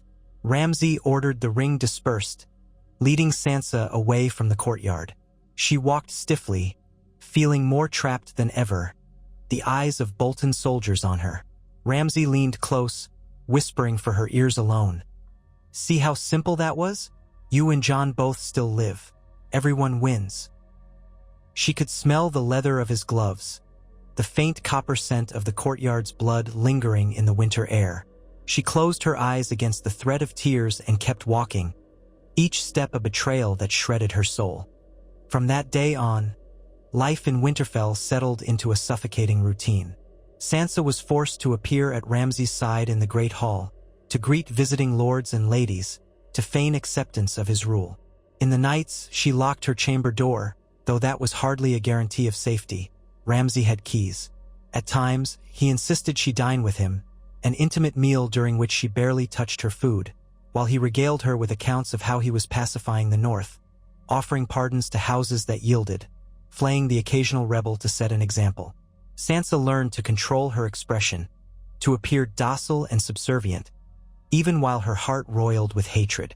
She took small solace in glimpses of Jon, who was occasionally marched through the corridors under heavy guard, but never again publicly tormented. Each time, his wounds looked more healed, though new bruises might appear. His spirit remained unbroken, if the silent defiance in his eyes was any indication. Months passed. Winter closed its icy fist around the land. Food became scarcer, and the small folk suffered. Ramsay's hunts, once a source of twisted pleasure, grew more desperate. He demanded harsh taxes from surrounding villages, all while proclaiming himself the savior of the North. Any who spoke against him disappeared. Sansa adapted. She learned to navigate Ramsay's moods, offering vague compliments when forced, asking minimal questions, nodding in all the right moments. Quietly, she observed the castle staff, identifying which guards seemed uneasy with Ramsay's methods, which servants might be willing to pass a message if given the chance. She cultivated a facade of resigned compliance, biding her time. Jon, too, seemed to endure in the dungeons, continuing to live despite all logic. Rumors spread that he was only alive because Ramsay wanted to keep a tether on Sansa, but some whispered that Jon simply refused to die out of sheer willpower. Yet as the snows deepened, as the nights grew longer, a sense of grim permanence settled over Winterfell. The Bolton banners were not coming down. The northern lords, weary of war and scarce on provisions, kept their distance.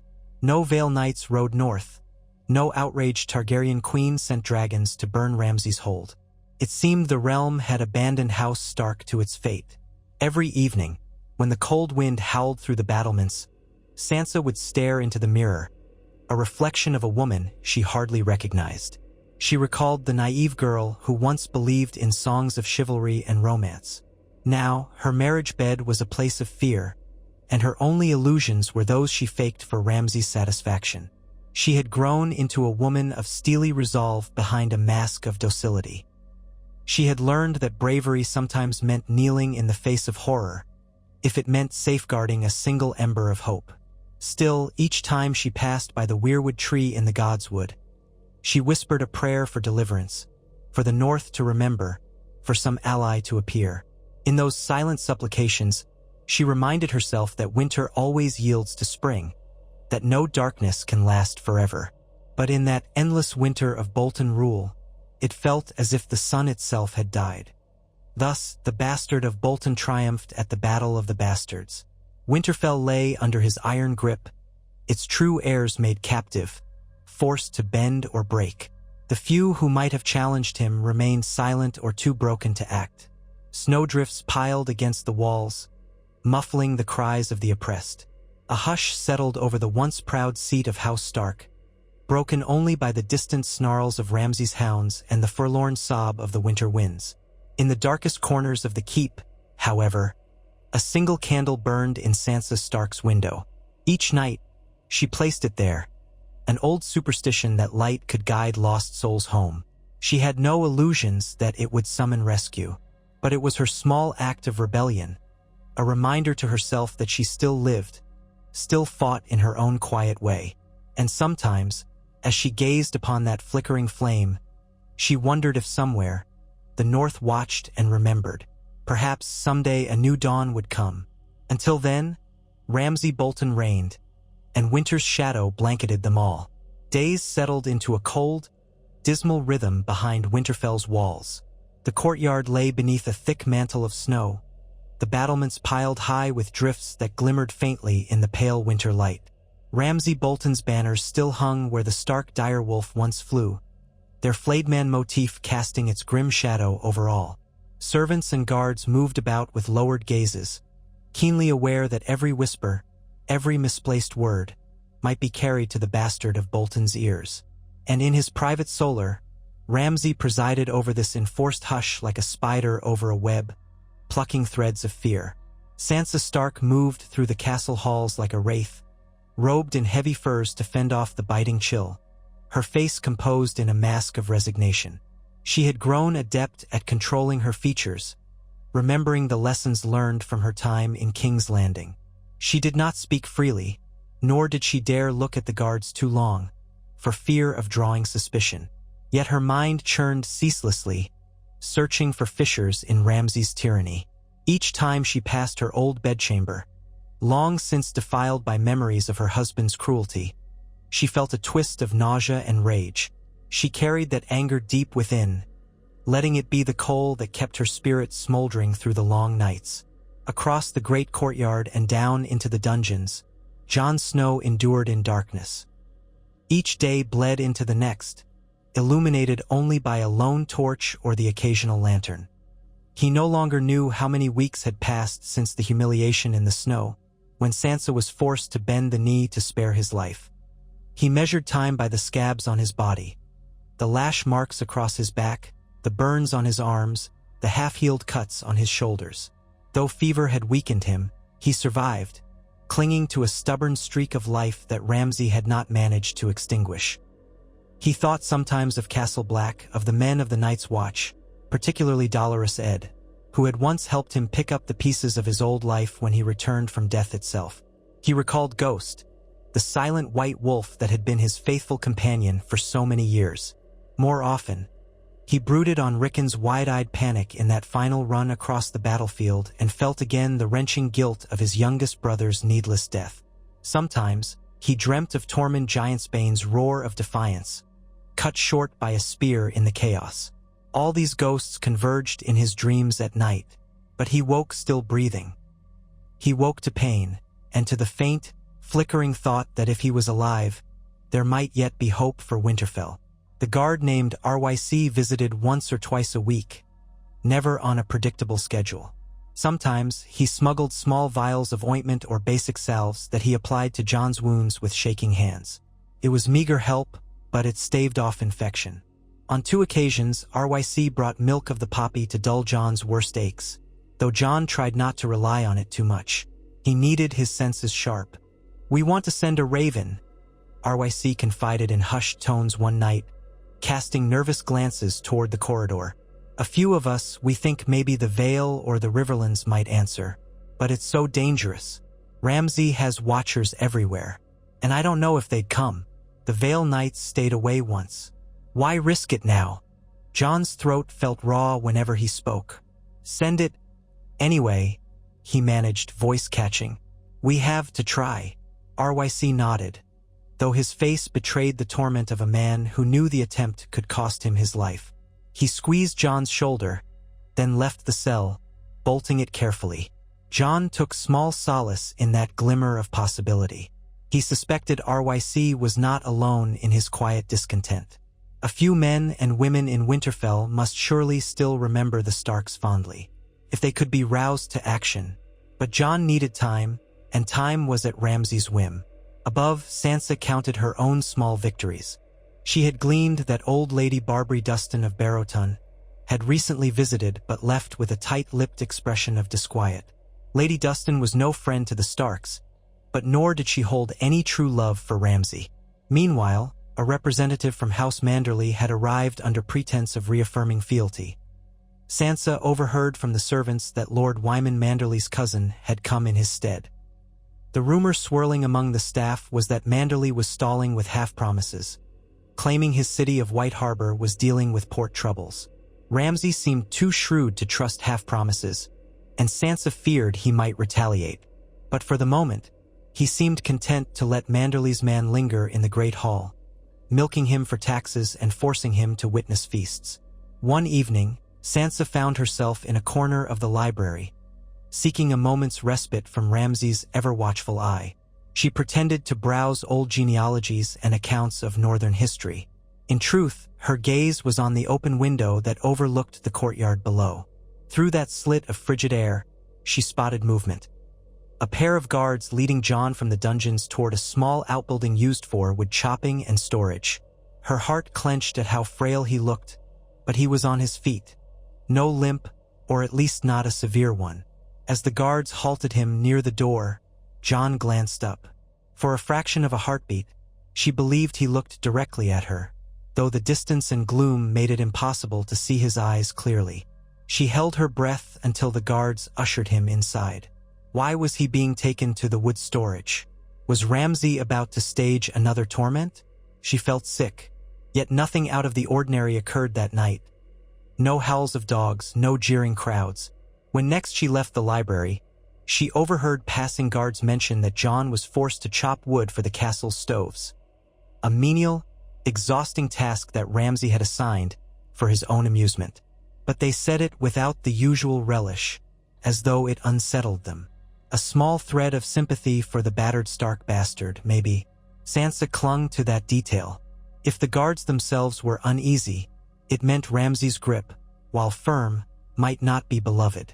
A few days later, Sansa was summoned to the hall where Ramsay liked to break his fast. He had taken to occupying the Old Lord's Solar, the place where Eddard Stark once planned alliances and shaped honorable futures for his children. Now it was furnished with thick carpets and lavish Bolton heirlooms, a jarring combination of new opulence and old northern stone.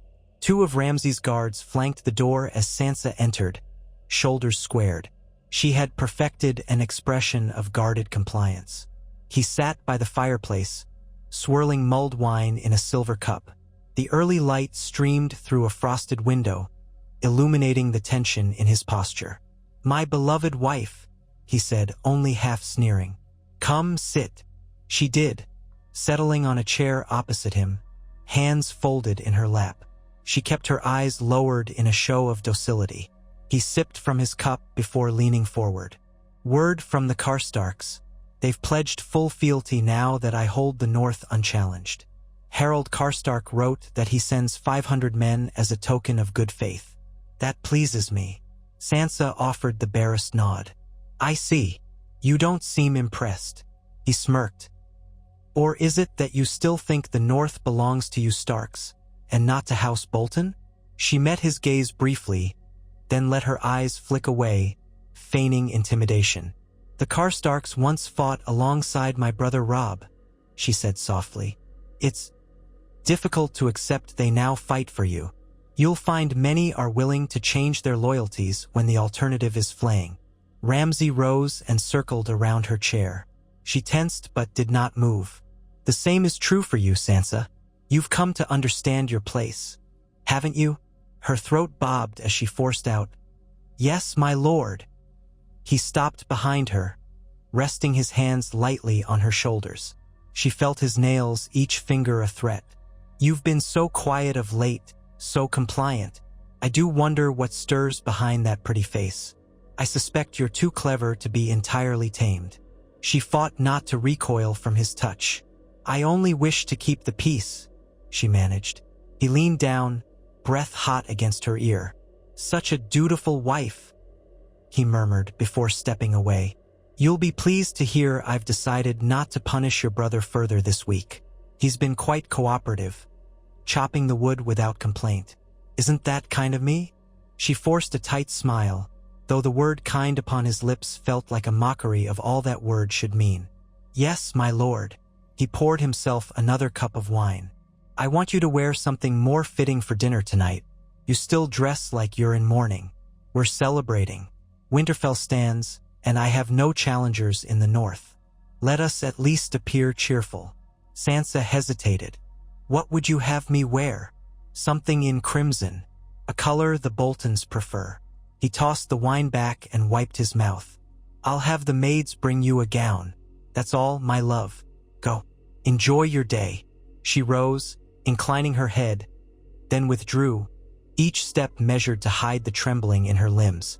Crimson, a shade that would highlight the flayed man's sigils brandished throughout Winterfell, an insult to her Stark heritage. But refusing him outright would be courting disaster. She made her way upstairs, flanked by the two silent guards, and retreated to her bedchamber. True to Ramsay's word, a new gown awaited on the bed, its bodice embroidered with swirling patterns reminiscent of flayed skin if one looked too closely. Sansa's stomach churned at the sight. She sank onto the edge of the mattress, pressing her hands together until the knuckles turned white. Then she gazed toward the window, toward that single candle she placed on the sill each night. She dared not let despair overtake her. Early that evening, as the sun dimmed behind the clouds, she donned the crimson gown. The fabric was soft, expertly tailored, draping along her waist in a deceptively elegant style. When the maid arrived to braid her hair, Sansa caught the woman's reflection in the mirror, eyes full of sorrow. The maid said nothing, but the look in her eyes spoke volumes. Quiet sympathy existed here, but no one dared voice it aloud. At the dinner, Sansa sat to Ramsay's right. Lord Serwyn was in attendance, along with a pair of Bolton captains and a handful of lesser northern lords who had sworn fealty. Conversation revolved around the harsh snows that blockaded the roads. Sansa contributed little, keeping her eyes trained on her trencher. Occasionally, Ramsay would lay a hand over hers, a possessive gesture. She forced herself not to flinch.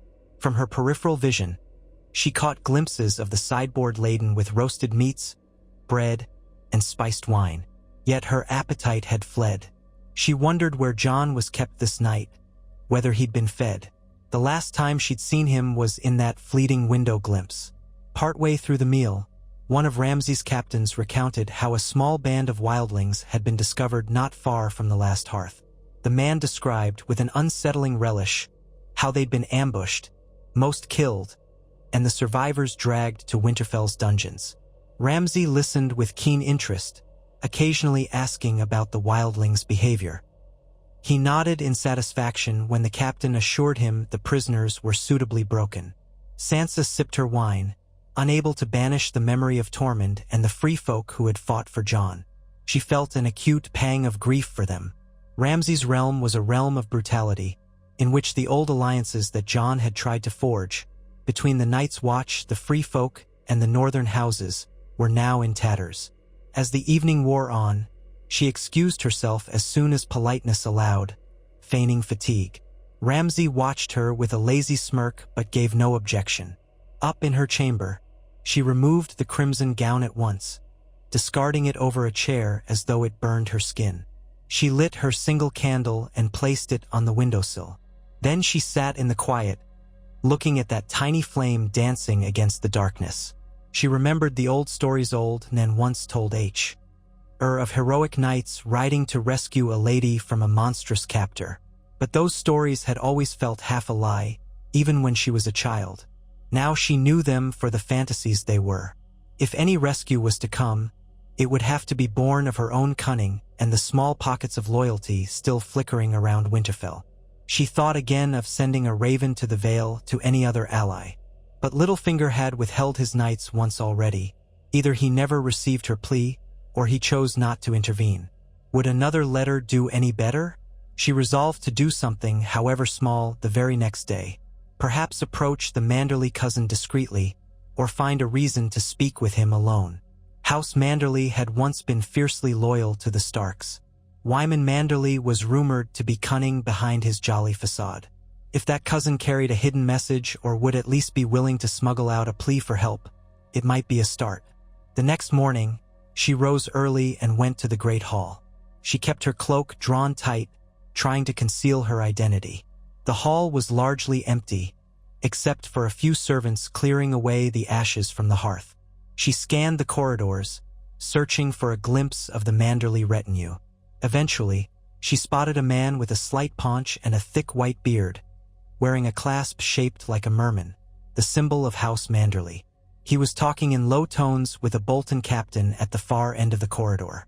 Sansa waited until the captain had excused himself and strode away. Then she approached. The man's eyebrows rose upon seeing her. He dipped his head in respect. "My Lady Sansa." She forced a polite smile, her voice hushed. "You are from White Harbor?" He nodded. "Wendell Manderly, cousin to Lord Wyman. I had hoped to speak with you alone," she said, keeping her tone cordial while glancing about to be sure they were not overheard. "I wonder if you might walk with me for a moment?" He hesitated, wariness clear in his eyes. "Of course," he said after a second's pause. They strolled down the hall, passing a row of tall windows that revealed the wind-blown courtyard below. The hush of the castle pressed around them. Sansa had to be careful. Ramsay's spies lurked everywhere. She chose her words cautiously. "I recall my father spoke well of your house," she ventured. "He said Lord Wyman was a generous host and a faithful friend. Are things well in White Harbor?" Manderley exhaled, twisting the ring on his finger. "We fare as well as any. The seas are rough this time of year, and with winter upon us, trade routes to Essos are curtailed. But we manage." She noted the tightness in his expression, the careful way he spoke. "I pray you remain safe," she continued, "and I pray you remember, White Harbor once stood proudly with House Stark." He gave her a long, searching look. "We do remember," he said softly. "The North remembers." A spike of hope tingled in her chest at those words. She was about to press further when movement at the far end of the corridor made her go silent. A Bolton guard had appeared, strolling in their direction. She quickly pivoted, pointing toward a tapestry as if discussing its design. Wendell Manderley spoke in a louder tone, making some innocuous comment about its embroidery. The guard passed them without pause. Sansa allowed a few heartbeats to pass before lowering her voice again. If the day comes when House Stark calls on its old allies, will White Harbor answer?" Wendell hesitated, eyes flicking to the side. "If there is a chance of victory, my lady, Lord Wyman must think of his people. Another lost battle, we cannot afford it. But our loyalty has never wavered in our hearts." She nodded, understanding the subtext.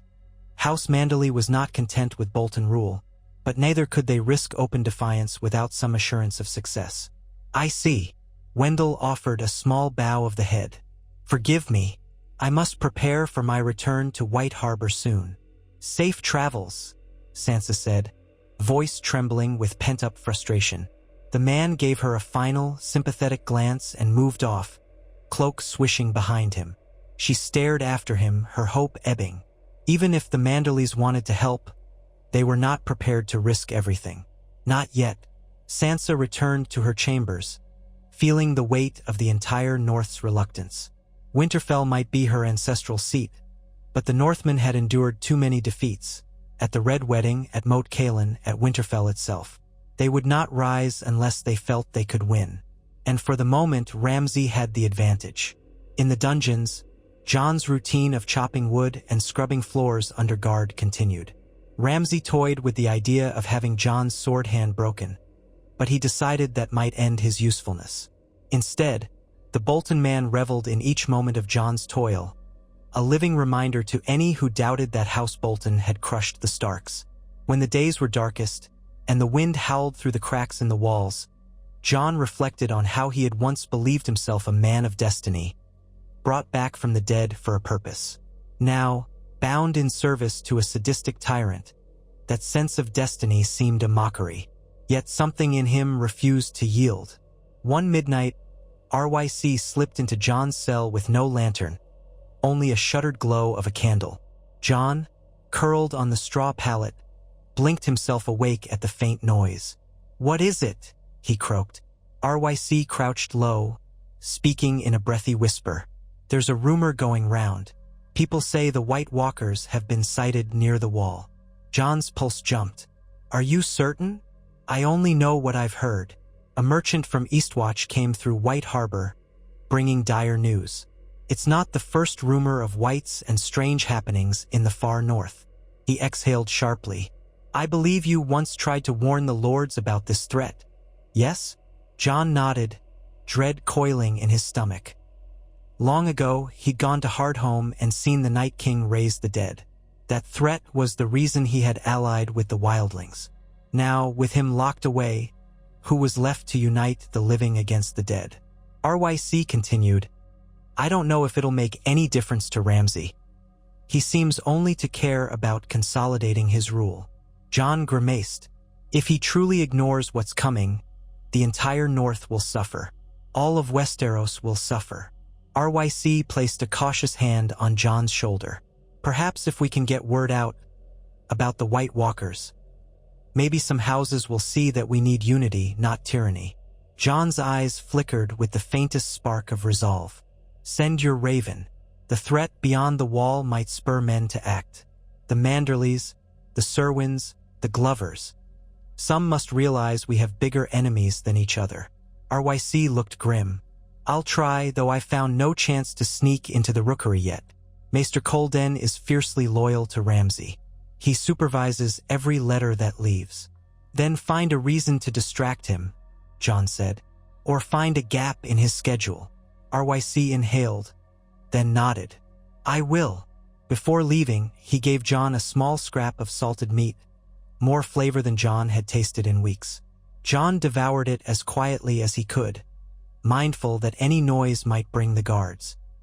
He closed his eyes, letting the salt sting his tongue, and focused on that slender hope.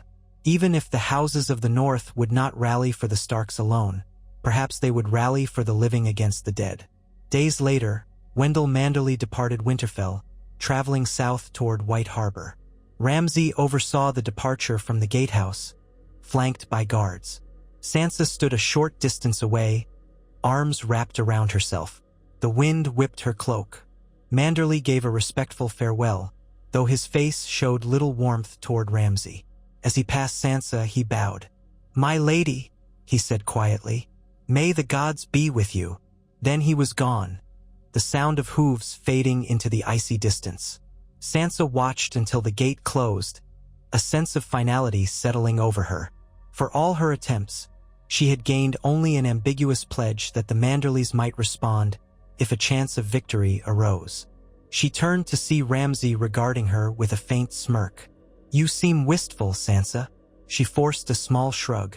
"Lord Wyman was a friend to my father.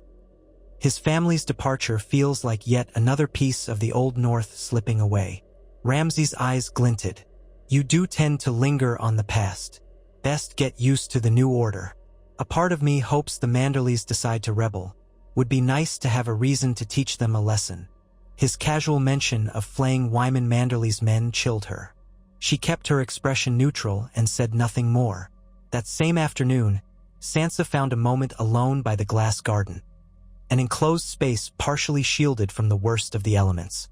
The slender glass walls let in thin winter sunlight. Here, a few hardy plants struggled to survive. She paced among the planters, exhaling clouds of breath into the frosty air. She was startled to see a figure step inside behind her. She braced herself, half expecting a guard or Ramsay himself, but it was the maid who had dressed her hair the other night, a timid woman named Mara. Sansa's posture eased, though she remained guarded. "My lady," Mara said in a low voice, "may I speak with you?" Sansa glanced at the glass door to ensure no one else was near. "Of course." Mara twisted her hands together. "I've served House Stark since I was a girl. My mother served Lady Catelyn. I want you to know, not everyone here has abandoned your family. Some of us still." Her voice faltered, tears threatening. "We still want to see a Stark rule Winterfell." Sansa's heart quickened. "I appreciate that more than you know." Mara nodded, wiping her eyes quickly. "A friend of mine overheard something about the dungeons, about your brother, Lord John. They say some guards, at least 2 or 3, show him kindness in secret, smuggling him medicine, food. There may be a way to coordinate, if you wanted to attempt something." Sansa pressed a hand to her chest, as if to still her racing pulse. "Do you know any names?" "Only one RYC. I think he's from a lesser-known branch of House Ryswell, if rumors are true. But he's been in Bolton service for a while." Sansa considered the risk. If she attempted to reach out and it reached Ramsay's ears, the repercussions would be brutal. Yet it was a chance to form a bridge to John, to unify any scattered loyalties within these walls. Her voice was barely above a whisper. "Mara, thank you. If you can arrange for me to speak with him, do so discreetly. If not, I'll trust you to find a way." Mara nodded. "I will try, but be cautious, my lady. There are eyes everywhere." Sansa squeezed Mara's hand in silent gratitude. They parted swiftly, each returning to her duties. But Sansa felt a renewed sense of purpose, a tenuous link that might connect her to John and the handful of guards who had not given themselves wholly to Ramsay's cruelty. That night, Sansa managed to pry a few more details from Mara. RYC was rumored to take a shift near the courtyard stables on certain evenings, always with another guard, but sometimes the second man dozed or left for short intervals. If Sansa could find a plausible reason to be near the stables, she might speak with him under the guise of checking on a horse or delivering a message from Ramsay. The idea formed quickly in her mind. She would slip out after supper, claiming she wanted to see if one of the Maras she used to ride was still in the stable. Ramsay allowed her some freedom within the castle, provided she was accompanied by guards loyal to him. But if she timed it well, she might arrange for them to be out of earshot. When supper ended, another grim affair of forced pleasantries, she asked Ramsay if she might visit the stables to look in on her old horse. He eyed her suspiciously, but she mustered her best mournful smile, recalling how she once was teased for her love of gentle Maras. "It's been so long," she said. "I only wish to see if she's well, if she even remembers me." Ramsay shrugged, more amused than alarmed. "Fine. Take Rolf and Keegan with you." They were two of his more indifferent guards, not particularly bright but obedient. She set off, cloak tight around her shoulders, feeling the sting of icy wind on her cheeks as she crossed the courtyard. The stable walls loomed, lantern light spilling from within. Rolf and Keegan trailed behind, talking about some petty card game, paying her only half attention. Sansa's heart thumped. She was uncertain if RYC would be on duty or even awake, but she had to try. Inside, the stable smelled of hay and horse musk. A few stalls had old Maras breathing softly in the gloom. A single lantern hung near the entrance, giving the place a dim glow. Sansa walked slowly, letting her eyes adjust. She noted a figure in partial shadow near the back, leaning against a post. Another guard sat on a stool by the far wall, half dozing. She approached the figure carefully, stepping around the stalls.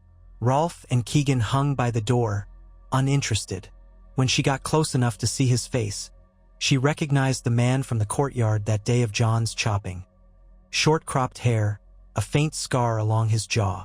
She ventured a quiet greeting. He startled, turning sharply, a hand going to his sword hilt. But when he saw it was her, surprise flitted across his features. "My lady," he said, formal but hushed. Sansa stole a glance to ensure the others were out of earshot. She lowered her voice. "You're RYC?" He nodded, wariness mingled with curiosity. "Yes." She let out a shaky breath. "Mara told me of you, of how you've helped my brother John." His eyes darted behind her, checking on the other guards. Rolf and Keegan were content to stay near the lantern and gamble with dice. The dozing man by the far wall didn't stir. RYC turned back to her, speaking in a barely audible whisper. "This is dangerous, my lady." "I know," she whispered back, "but I must speak with John. I must find a way to free him, to free us all from Ramsay." RYC hesitated, chewing his lip. "I've done small things for him, medicine, extra rations. But if Ramsay suspects me..." Sansa nodded, the weight of that risk settling in her chest. "I understand, but there must be more. I can't stand by while my brother rots in chains, while the North suffers." He exhaled, his breath fogging in the chill. "I'm not the only one who feels this way. A few of us, including Lana and Raud, the guards from the watchtowers, we've talked in whispers. We hate what Bolton does, but we fear him. Men vanish or are found in pieces in the kennels." Sansa's stomach churned at the mention of the kennels. She had once glimpsed the remains of Ramsay's victims. "If I can gather more allies among the castle staff and combine them with you, maybe we can orchestrate an escape, or hold the gate for a northern house that's still loyal. Anything." He looked pained. "We'd need enough arms. A plan to keep Ramsay from unleashing the rest of his garrison on us. He commands hundreds. We're a handful." A hint of desperation filled her voice. "I know it seems impossible, but if we do nothing, we're doomed to watch him spread his cruelty until the entire North is cowed forever. He must have a weakness, RYC frowned in thought. He's paranoid about ravens. If we get one out, letting the houses know we have a chance to overthrow him from within, maybe they'd come. But they might still fear the fate of the Stark forces. We need something that gives them confidence. A sign from you, perhaps. A sign that House Stark is not as broken as he claims. Sansa clenched her fists. A sign, yes. Right to the Manderleys. They told me they'd come if victory seemed possible. If you can get a raven to White Harbor, or to any other house that might stand a chance of uniting under the Stark name, he nodded, swallowing hard. I'll try, but it will take time. The Maester's chambers are locked at night, and by day he's always there. I'll need to cause a diversion, maybe a false alarm about bandits or wildlings at the gates. Something that draws him away. Footsteps crunched on straw. Keegan, one of the Bolton guards assigned to Sansa, had noticed her talking in low tones. He wandered over, brow furrowed. What are you doing, my lady? Sansa turned gracefully, adopting a cool expression. I was just asking this guard for help finding my old mare's stall. She gave RYC a pointed look, silently warning him. But she seems to be gone. Keegan tilted his head suspiciously, but RYC gave a curt nod. The mare was sold, I believe. Apologies, my lady. Sansa feigned disappointment. Oh, that's unfortunate. Thank you anyway. She turned and swept back toward the stable exit, Rolf and Keegan trailing her. Her pulse hammered in her ears, the conversation replaying in her mind. It was a slim start, but at least she had a direct link to Jon now, and to a small cluster of guards who might be turned. For the next fortnight, the castle endured yet another wave of storms. Snow fell in relentless sheets, piling so high against the walls that men had to shovel paths just to move supplies. Ramsay took little interest in Sansa's comings and goings, so long as she remained within Winterfell. He seemed preoccupied, perhaps restless in the face of winter's severity. The moats were frozen solid, the outlying fields blanketed in ice. Ramsay's hunting parties returned with meager game, fueling his frustration. Sansa used his distraction to her advantage, quietly meeting Mara and RYC on separate occasions to refine the Raven plan. The biggest hurdle was the castle's maester, Colden, a thin-lipped man devoted to House Bolton. He oversaw the rookery meticulously, and none of Ramsay's letters left Winterfell without Kaladin's seal. Even if RYC could slip inside, he'd need time to write and dispatch a raven, then cover his tracks. Mara proposed a ruse, a fire in the kitchens. They would discreetly spread lamp oil near the hearth, then set it alight, raising a panic. Colden would likely rush out with the other staff to control the blaze. While everyone scrambled, RYC could slip into the rookery. Sansa was uneasy with the idea of an actual fire. What if it spread and harmed the servants? But they had no illusions. Every plan carried risks, and the cruelty of the current regime demanded desperate measures. Jon, meanwhile, was told little. RYC only managed to whisper that they were working on something, urging him to endure. The knowledge that Sansa was involved buoyed Jon's spirit. Despite the biting cold and the pain that still lanced his body, he felt a faint hope. Each time he hefted an axe to split logs, he felt a surge of determination in his limbs. The North remembers, he told himself, echoing the old refrain. At last, on a moonless night when the temperature plunged so low that the stones themselves seemed to crack, Sansa's conspirators put their plan into motion. Mara had quietly hoarded a small flask of lamp oil from the stores. Under cover of darkness, she slunk into the edges of the kitchen, where a single watchman dozed by the embers. With careful steps, she doused a stack of kindling and cloth scraps. Then, heart-pounding, she struck a flint. Sparks danced, catching in the oil-soaked cloth. Fire licked up quickly, casting flickering orange light across the stone walls. Mara let out a well-rehearsed scream. The watchman jolted awake, shouting alarm. Within moments, the clang of a bell began to echo through the corridors. Smoke billowed upward, stinging eyes and throats. Servants dashed about with buckets, calling for help. The alarm spread rapidly through Winterfell's halls. RYC, posted nearby for this exact purpose, rushed away from his assigned corridor as if obeying the general call. But instead of heading for the kitchens, he made for the rookery, slipping around the corner of the great keep. He prayed to the old gods that Colden would be among those drawn to the commotion. Maesters often took responsibility in crises, whether medical or practical. He found the rookery empty. The ravens rustled uneasily in their cages, disturbed by the smell of smoke drifting through the air. RYC wasted no time, grabbing a scrap of parchment from the maester's desk and dipping a quill into ink. He scrawled a hurried message. To Lord Wyman Manderley of White Harbor, and all true northern lords. House Bolton holds Winterfell, but we loyal men within stand ready. Lady Sansa Stark lives. Lord Jon Snow lives. A rebellion from within is possible if you join us. The time has come to avenge the Red Wedding and restore the true Warden of the North. When you see our signal, ride for Winterfell. Act swiftly, for winter is here and our cause is dire. He signed it simply with a hurried scratch. The North remembers. Dropping the quill, he seized a raven's cage and coaxed the bird out. He tied the parchment to its leg, fingers trembling from adrenaline. Then he carried the raven to a small window that overlooked the outer ward. Carefully, he lifted the latch, letting the frigid wind in. The bird hesitated, blinking at the swirling snow, but a gentle nudge sent it flapping into the night. RYC watched it vanish into the darkness, heart pounding with wild hope. He turned to leave, but froze at the threshold. A figure stood at the doorway, a silhouette lit by the flickering torches in the corridor. For a split second, RYC's stomach lurched with terror, sure he'd been caught by one of Ramsay's loyal men. But then the figure stepped closer, revealing the worried face of another guard from their small circle of conspirators. Lana. Go! Lana hissed, beckoning him. Fire's almost contained, but Kaladin's heading back this way. We have to vanish now.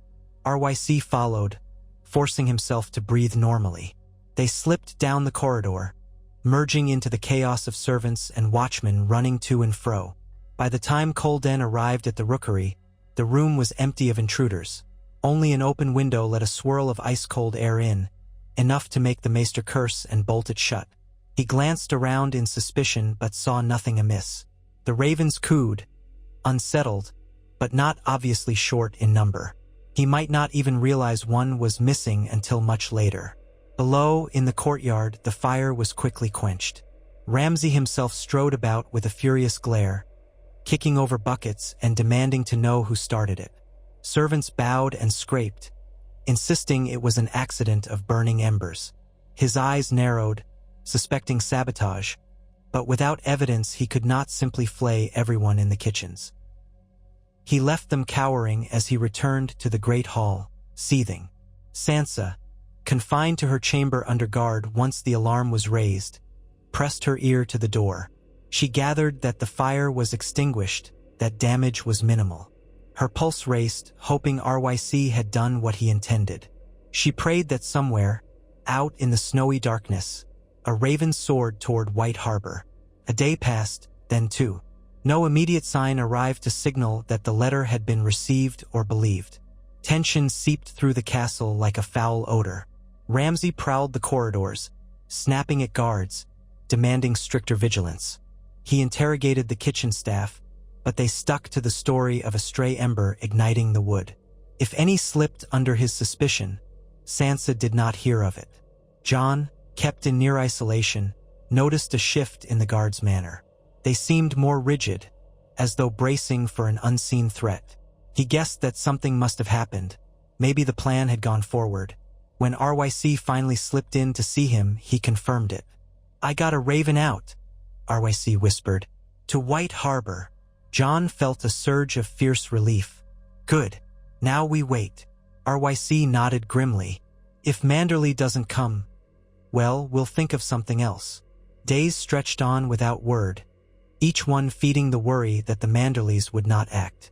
Snow blanketed Winterfell in deeper drifts, as though the heavens themselves sought to bury the fortress. Ramsay continued to rule with an iron hand, feeding the hush of fear that blanketed the halls as thoroughly as the snow outside. Despite that hush, subtle shifts began to appear in the castle's daily life. Whispers emerged that a handful of new men from House Karstark were disgruntled at the reduced rations, having marched all the way from Karhold expecting warmth and plenty. A steward from the Dreadfort was heard complaining that Ramsay demanded more taxes than the land could yield. A stable hand rumored that one of Ramsay's hunting dogs had turned rabid, biting another guard. Minor incidents, but they all hinted at rising tension. In her chamber, Sansa felt the slow drip of time press upon her nerves. She had pinned her hopes on that single raven. What if the Manderleys never received it? What if they dismissed it as a trap? She stared each night at her candle flame, struggling to hold back the crushing weight of hopelessness.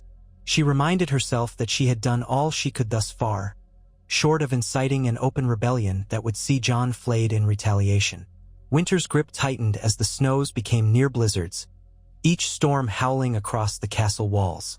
In the aftermath of one particularly brutal gale, the wind subsided to a tense silence. At dawn, guards patrolling the ramparts noticed shapes moving on the horizon, black silhouettes of riders pushing through the drifts. Alarm went up at once. Ramsay was summoned to the battlements. He peered through a battered spyglass, eyes narrowed. Far off, beyond the white expanse, he glimpsed a line of soldiers, horses laboring in the snow. Banners rippled in the weak morning light, blue-green, half obscured by distance. He handed the spyglass to one of his captains, who squinted. "My lord," the captain said. "It's a Merman sigil." Ramsay's nostrils flared. The Manderleys. He spat a curse, swiftly ordering his men to the gates. If the Manderleys dared approach uninvited, they came either to bend the knee in person or with hostile intent. "Prepare the archers," he snarled. "We'll see what they want." Word spread through Winterfell like wildfire. The Manderley host was at the gates. Sansa, roused from half-sleep, rushed to her window. She couldn't see much from that vantage, only a blur of movement near the gatehouse. Her heart thundered. Could it be that Lord Wyman had responded to the Raven's plea? She hurriedly dressed, ignoring the heavy gown Ramsay favored, choosing a plain gray cloak with a white fur lining. She slipped into the corridor, where guards were scurrying to muster. 2 men blocked her path, saying they had orders from Ramsay to keep her confined for now. She bit back a retort and instead hurried to the nearest window seat overlooking the courtyard. From there, she had a partial view of the main gates. A column of riders, perhaps 200 strong, approached amid a swirl of snow. At the head flew the banner of House Manderley, a white merman on a sea-green field. A large man astride a gray warhorse, swaddled in furs, raised his gloved hand in a gesture of peace. Sansa recognized him as Wyman Manderley himself, large of girth with a thick white beard. He was flanked by men carrying steel-tipped spears and swords at their hips. Bolton archers manned the ramparts. Ramsay stood atop the gatehouse, cloak flapping. "Halt!" he shouted, voice echoing. "What business do you bring to Winterfell?" Lord Wyman called back. "We come to present ourselves to the Warden of the North. We bring gifts and news. We seek shelter from the storm, if it pleases Lord Bolton." Ramsay's lips curled. "Shelter? You arrive unannounced with an armed column. I don't care for your presumption. Better to arrive in strength," Manderley said mildly. "These are dangerous roads." Behind Ramsay, his captain murmured something. Sansa guessed they debated whether to let them in or turn them away. In the end, Ramsay might suspect that refusing them outright would provoke a confrontation with an uncertain outcome. The Manderleys were numerous, and Ramsay's hold over the castle might buckle if more houses joined them in anger. "Open the gates," Ramsay ordered at last. "But keep your weapons ready." Sansa trembled with anticipation. Had the letter truly reached Lord Wyman? Was this the moment he would reveal his loyalty to House Stark? Or was he here only to bow before Ramsay, forced by politics to show fealty? The gates creaked wide. The Manderley riders entered in disciplined formation, horse hooves crunching on frosty ground. Lord Wyman dismounted heavily, handing his reins to a retainer. He scanned the courtyard with a sharp gaze, measuring. Bolton soldiers lined the walls, crossbows at the ready. Ramsay came down from the gatehouse, footsteps echoing on the newly shoveled walkway. Behind him strode a small retinue of Bolton men. He halted before Lord Wyman and studied him. "You've come a long way in this weather," Ramsay said. "Better be important." Lord Wyman bowed, moving slowly due to his girth. "My Lord Bolton, I come bearing good tidings, and a gift to show White Harbor's loyalty." Ramsay's smile was thin, suspicious.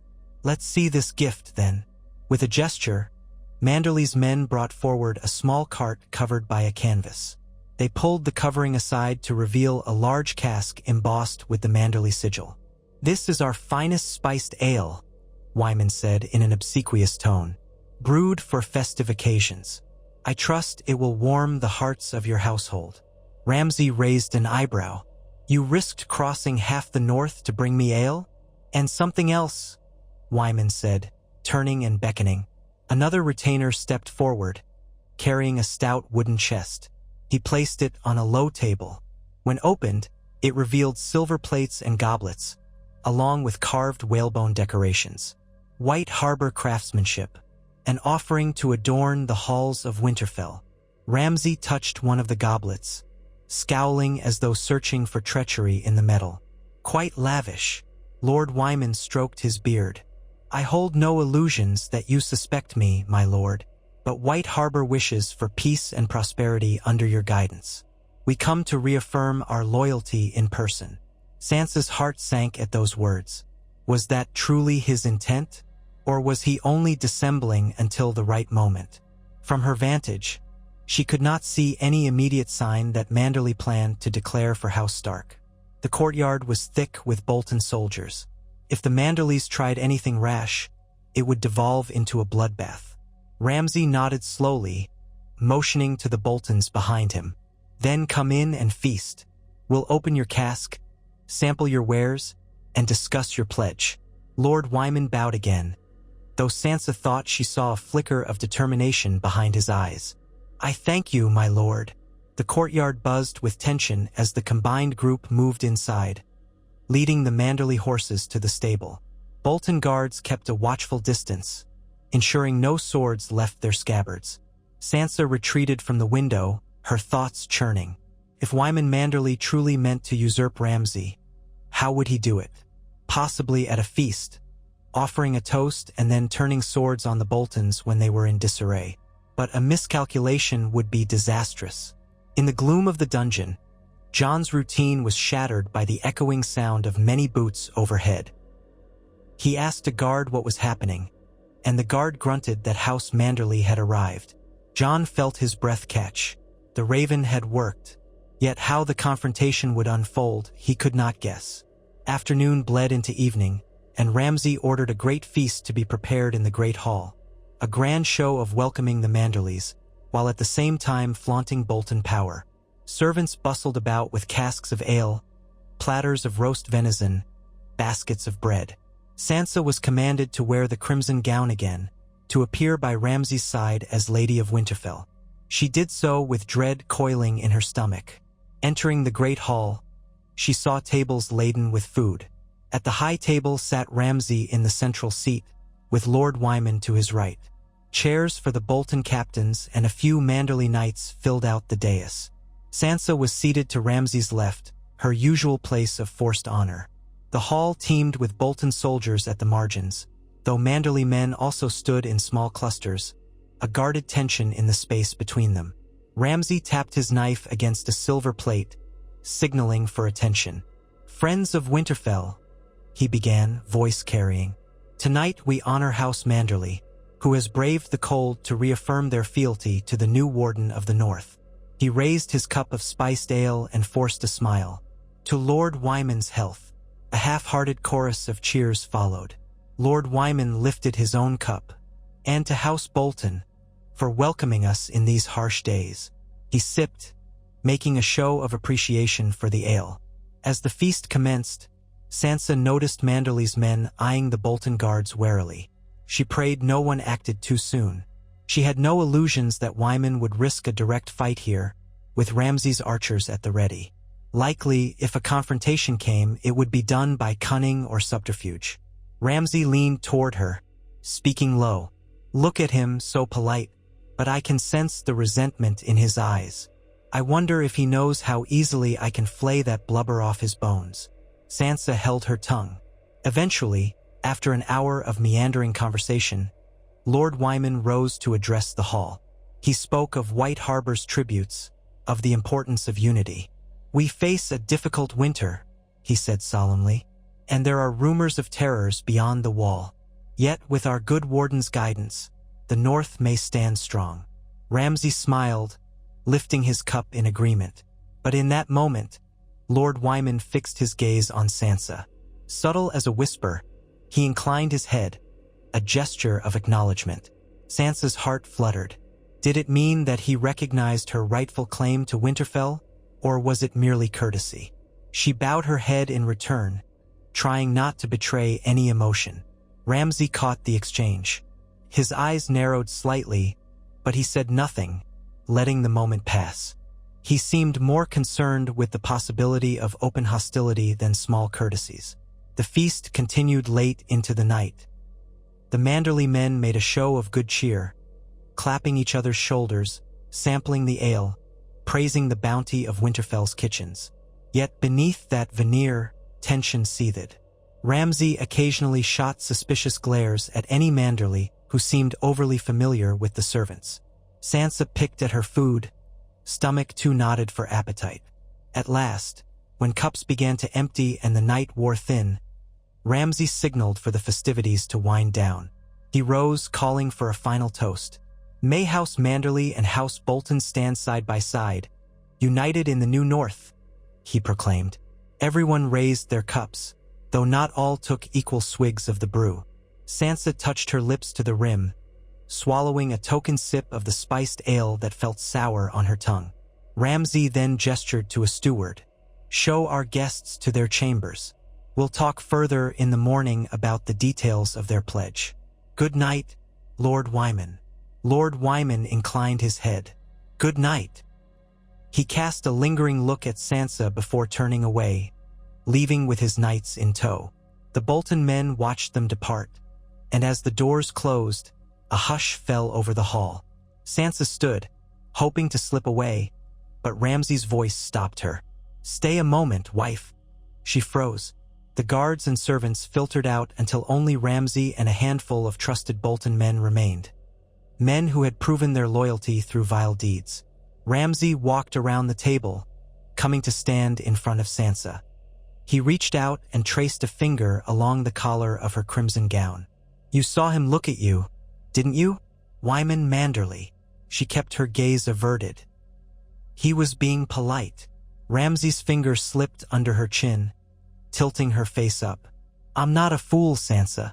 I sensed something. Her heart hammered. She tried to maintain an air of meekness. He served my father once.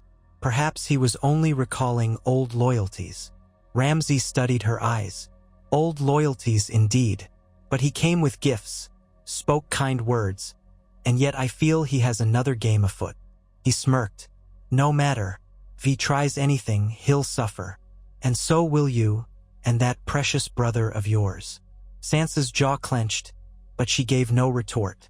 She knew better than to feed his suspicions. He let her go. Run along then, but remember, if Manderley betrays me, you'll be the one who pays. She curtsied stiffly and left the hall, her mind spinning with dread. If Manderley had come for anything other than outright surrender, he was playing a very dangerous game. If the Manderleys attempted to rally forces secretly, or if they planned to break away at a crucial moment, they would need more men than the 200 they brought. Perhaps they had an army outside the gates, hidden beyond the hills, but that seemed unlikely in this weather. Or maybe they intended to spirit Sansa out of Winterfell, using the darkness of night as cover. She returned to her chamber, peeling off the crimson gown as though it were drenched in filth. Outside her window, the snow fell in a soft hush. She placed her candle on the sill and stared out, imagining the swirling flakes. She prayed Lord Wyman had a plan that did not end in tragedy. Sometime after midnight, Mara knocked softly on her door. Sansa opened it to find the maid pale and trembling. "My lady," Mara whispered, "rumor says that tomorrow Ramsay plans to test Lord Wyman's loyalty by demanding a demonstration, perhaps an execution of a Stark loyalist. We think he intends to bring your brother out again." Blood drained from Sansa's face. "An execution? I don't know. Maybe just a spectacle to prove the Manderleys support him. But your brother, or one of the wildlings in the dungeons, might be the victim." Sansa swallowed, horror closing her throat. If Ramsay demanded that Lord Wyman participate in a public act of brutality, Wyman's response could spark open conflict. "Thank you for telling me, Mara." The maid looked at her with tearful eyes. "We must do something, or Jon may die." Sansa nodded, mind already whirling. "I'll speak with RYC and see if the Manderleys can be warned. If Ramsay tries to force Wyman to kill Jon, that might be the moment the Manderleys have to act." Mara's voice shook. But can they win against the Bolton garrison? That was the question Sansa could not answer. Still, they had come this far. She forced a steadiness into her voice. "Tell RYC to meet me at dawn by the well in the courtyard. I'll try to slip away from my guards." Mara left, and Sansa paced the floor, dread crawling through her veins. She felt certain that this was the crisis point. Ramsay would test Manderley's loyalty in blood. One way or another, the fragile equilibrium would shatter. She slept only in fitful fragments, haunted by nightmares of Jon bound to a post while Manderley raised a sword under Ramsay's command. In some visions, Manderley struck the blow. In others, Ramsay shoved the blade into Manderley's own belly. She woke multiple times with a gasp, the candle's flame quivering beside her as tea. The wind hissed through the shutters. At the first light of dawn, still wrapped in the gloom of a leaden sky, she donned a thick cloak and ventured into the courtyard. Her breath misted in the sharp air. Snow had drifted into corners, but a path had been cleared around the well. Rolfe and Keegan, her usual shadows, followed a few steps behind, stamping their feet to keep warm. RYC appeared carrying a small bundle of firewood as if on an errand. She signaled him with a faint gesture, and he angled his steps to pass near her. Pretending to speak with him about the wood, she leaned in, voice low. "Ramsay might demand Manderley to execute Jon today. The Manderleys must be warned." RYC swallowed. "I'll try to get word to them. But how? Find one of their knights who's come to break fast. Tell him quietly that Ramsay plans some atrocity. If Lord Wyman truly stands ready to oppose him, that might be the moment to strike. Otherwise, Jon will die." RYC's expression was grim. "If the Manderleys choose not to resist, there'll be no one to save your brother." She pressed her lips together. "Then I'll do whatever I must. I won't watch my brother murdered before me again." The intensity in her voice made RYC nod in solemn understanding. He carried on his path, taking the wood inside. Sansa returned to her chamber with Rolfe and Keegan none the wiser.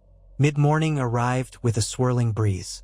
Ramsay indeed sent for Sansa, instructing her to come to the courtyard. "A small demonstration of loyalty," he said with a casual sneer. She followed under watchful guard, heart pounding in her throat. In the courtyard, the Manderley contingent stood in a cluster. Lord Wyman's jowls quivered with tension as Ramsay greeted him. Several Bolton soldiers dragged out prisoners, among them 2 wildlings, ragged, half-starved men, and, last of all, Jon Snow. He stumbled on stiff legs, pale from cold, wrists bound. Collective hush fell over the watchers. Sansa wanted to cry out, but she held her composure, stepping forward. Ramsay blocked her path with a single raised hand, smirking. "Patience, dear wife. Let's not spoil the show." He turned to Lord Wyman and beckoned a Bolton guard who bore a heavy axe. "Since you profess your loyalty, Lord Wyman, I offer you the honor of proving it." With a cruel grin, he gestured to the prisoners. "Execute one of them. Show us all that you stand with House Bolton." An uneasy murmur rippled through the courtyard. Wyman's men shifted in place, hands on their sword hilts. Sansa saw a flicker of alarm in Wyman's watery eyes. He glanced at Jon, recognized him immediately, then quickly looked away. "Which prisoner do you want me to kill?" Wyman asked, stalling. Ramsay laughed softly. "Any will do, though I think the bastard of Ned Stark would be most fitting. Don't you?" Silence pressed in on them. Snow whirled around their feet. A crossbowman on the battlements knocked an arrow, ready for trouble. The stable yard was thick with Bolton soldiers. More men poured out of the keep, forming a ring. Wyman manderly glanced at Sansa, meeting her gaze for a single heartbeat. He turned back to Ramsay, squaring his shoulders. "Very well," he rumbled. "Bring the man forward." Bolton guards shoved Jon to his knees. Sansa's heart hammered so loudly that the rush of blood filled her ears. She wanted to scream. Her lips parted, but no sound emerged. She spotted RYC lurking at the edge of the crowd, hand on his sword. Several of the Manderley knights wore tense, grim expressions, as if on the brink of action. Wyman approached Jon, the heavy axe balanced in his gloved hands. A hush fell. Jon lifted his head, battered but defiant. He locked eyes with the Manderley lord. No words passed between them, but something in Jon's gaze pleaded for the man to show his true colors. Lord Wyman turned to Ramsay. "Is this truly necessary, my lord? He's but a tool you use for labor, yes." Ramsay's smile vanished. "Don't stall. Prove yourself now, or prove yourself a traitor." Time seemed to slow. Sansa clenched her fists, feeling the edges of panic claw at her. If the Manderleys were not prepared to fight, Jon would die. Her mind whirled. Could she rush forward, seize a blade? She would likely be cut down. Could RYC's small band of sympathetic guards shift the odds? Probably not enough. Lord Wyman inhaled, hefting the axe high. Jon locked his eyes forward, bracing. An invisible drumbeat thundered in Sansa's ears. She caught the subtle movement of Wyman's foot pivoting, shifting to face the row of wildling prisoners. A fraction of a second later, Wyman swung the axe sideways, straight into the nearest Bolton guard's neck. Blood sprayed across the snow. Shouts erupted. The ring of watchers exploded into chaos. Wyman bellowed, "For the Starks!" in a booming roar that reverberated off the walls. His knights drew swords in a flurry, hacking into the Bolton ranks before they could fully react.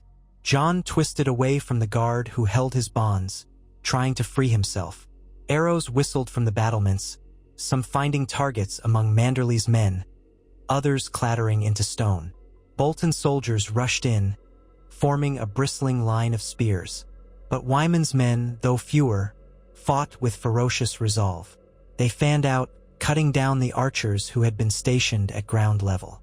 Sansa gasped as a crossbow bolt streaked overhead. She ducked, adrenaline surging. Through the chaos, she saw RYC lunging at one of Ramsay's captains, clearing a path. She forced herself to move, to do something. Ramsay snarled, face contorting with fury. He shouted commands for his men to surround and overwhelm the Manderleys.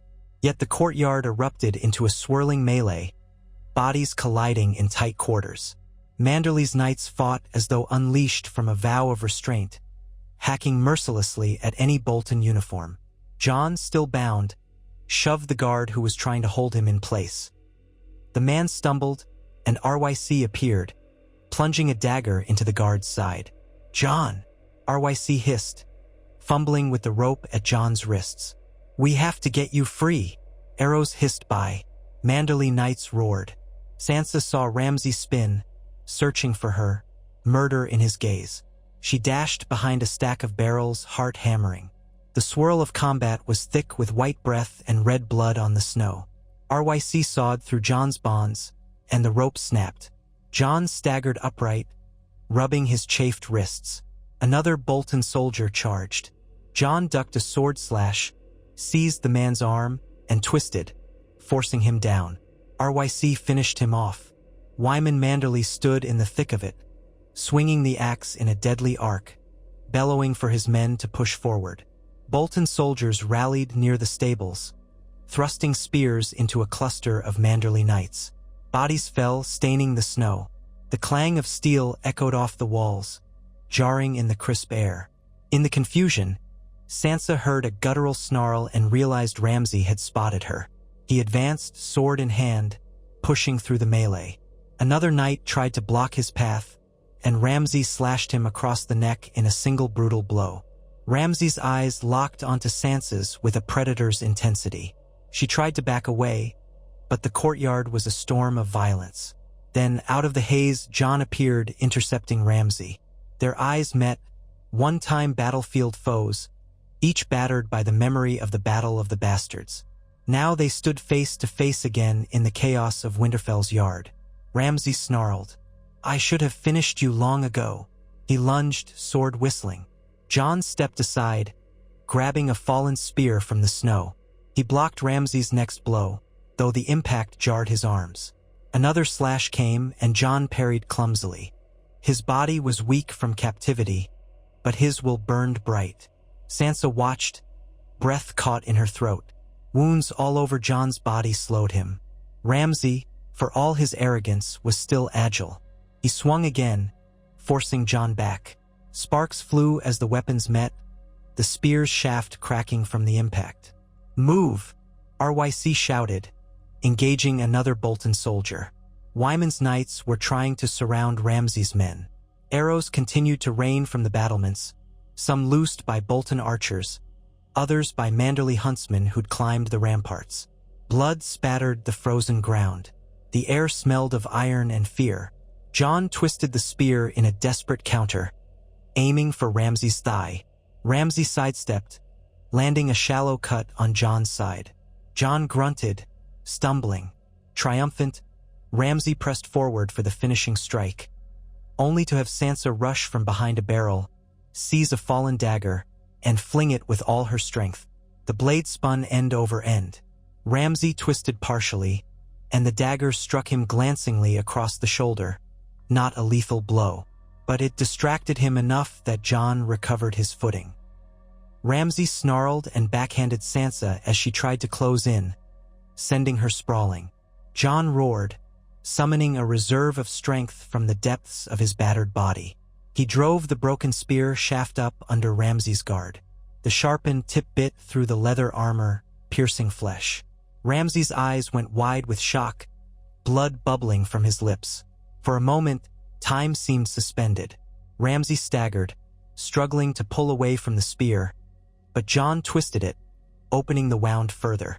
Ramsay collapsed to his knees in the snow, red staining his furs. He tried to speak, but only a rasp emerged.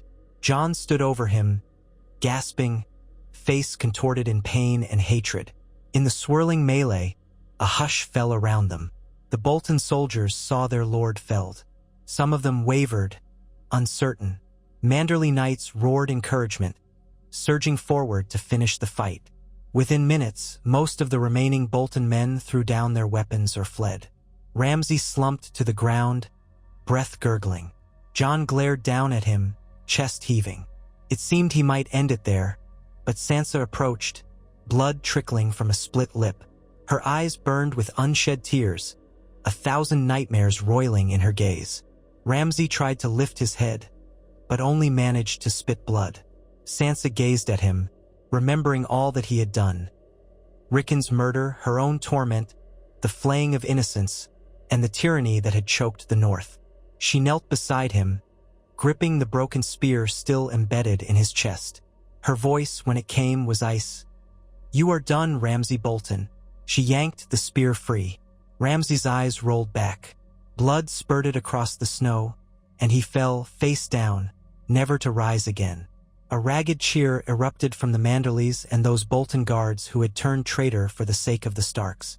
Jon sank to his knees, wincing from his wounds. Sansa dropped the spear, breath trembling. RYC hurried to check on Jon, while Lord Wyman beckoned his knights to secure the courtyard. The fighting was over. House Bolton, triumphant after the Battle of the Bastards, now lay shattered in its own seat. Winterfell belonged once more to the Starks, though at terrible cost. Bodies littered the grounds, blood seeping into the churned snow. Sansa helped Jon to his feet. He looked at her as though seeing a dream made real. The siblings embraced in the midst of the carnage, tears mixing with sweat and blood. The courtyard reverberated with the chant of Manderly soldiers, "Stark! Stark! Stark!" Throughout Winterfell's ramparts, the cry took hold. Men who had long hidden their loyalties rushed to tear down Bolton banners. A hue and cry went up as new hands raised the Stark direwolf once more, though it was tattered and weathered by months of sorrow. The old gods bore witness as the flayed man's sigil was cast into the snowy courtyard to be trampled underfoot. Sansa closed her eyes, clutching Jon's arm, feeling the sting of cold air on her bruised face. The moment was as much heartbreak as it was triumph. For all the North had endured to reach this day, she felt the ghost of Rickon among them, the memory of their lost kin who would never see Winterfell freed. Yet as she gazed around at the battered but victorious Manderleys, at the kneeling Bolton soldiers who had cast away their arms, at the swirling snow that painted everything in a hush of white, she realized that House Stark still stood. Through all the nightmares, they had found a crack in Ramsay's dominion and broken it wide open. Jon lifted his gaze to the ramparts. Among the watchers, he saw RYC, battered but alive, lifting a sword in salute. The two men exchanged a nod of gratitude that needed no words. Elsewhere, Sansa glimpsed Mara, face streaked with tears of relief. Lord Wyman approached, puffing from exertion, and pressed a hand to his chest. "My lady, my lord, forgive the lateness of our rescue. I dared not act until we knew the time was right." Sansa swallowed hard, finding her voice. "It is we who must thank you, Lord Wyman." He bowed. "This day belongs to the Starks." Jon looked over the bodies, expression haunted. "We'll need to bury our dead, treat our wounded, and we must see the North united for something far greater than any of us." Sansa knew he referred to the looming threat beyond the wall, the White Walkers. For now, though, the first step was reclaiming Winterfell and healing the scars Ramsay had inflicted. She squeezed Jon's arm gently, feeling the warmth of family in the midst of devastation. As the wind swept across the courtyard, carrying away the last echoes of battle, the broken spear in the snow stood as a silent testament to the fall of Ramsay Bolton. House Stark had returned, battered but unbroken, and the North remembered. In that fragile dawn of victory, Sansa felt, for the first time in too long, a stir of hope that the winter's darkness would not last forever.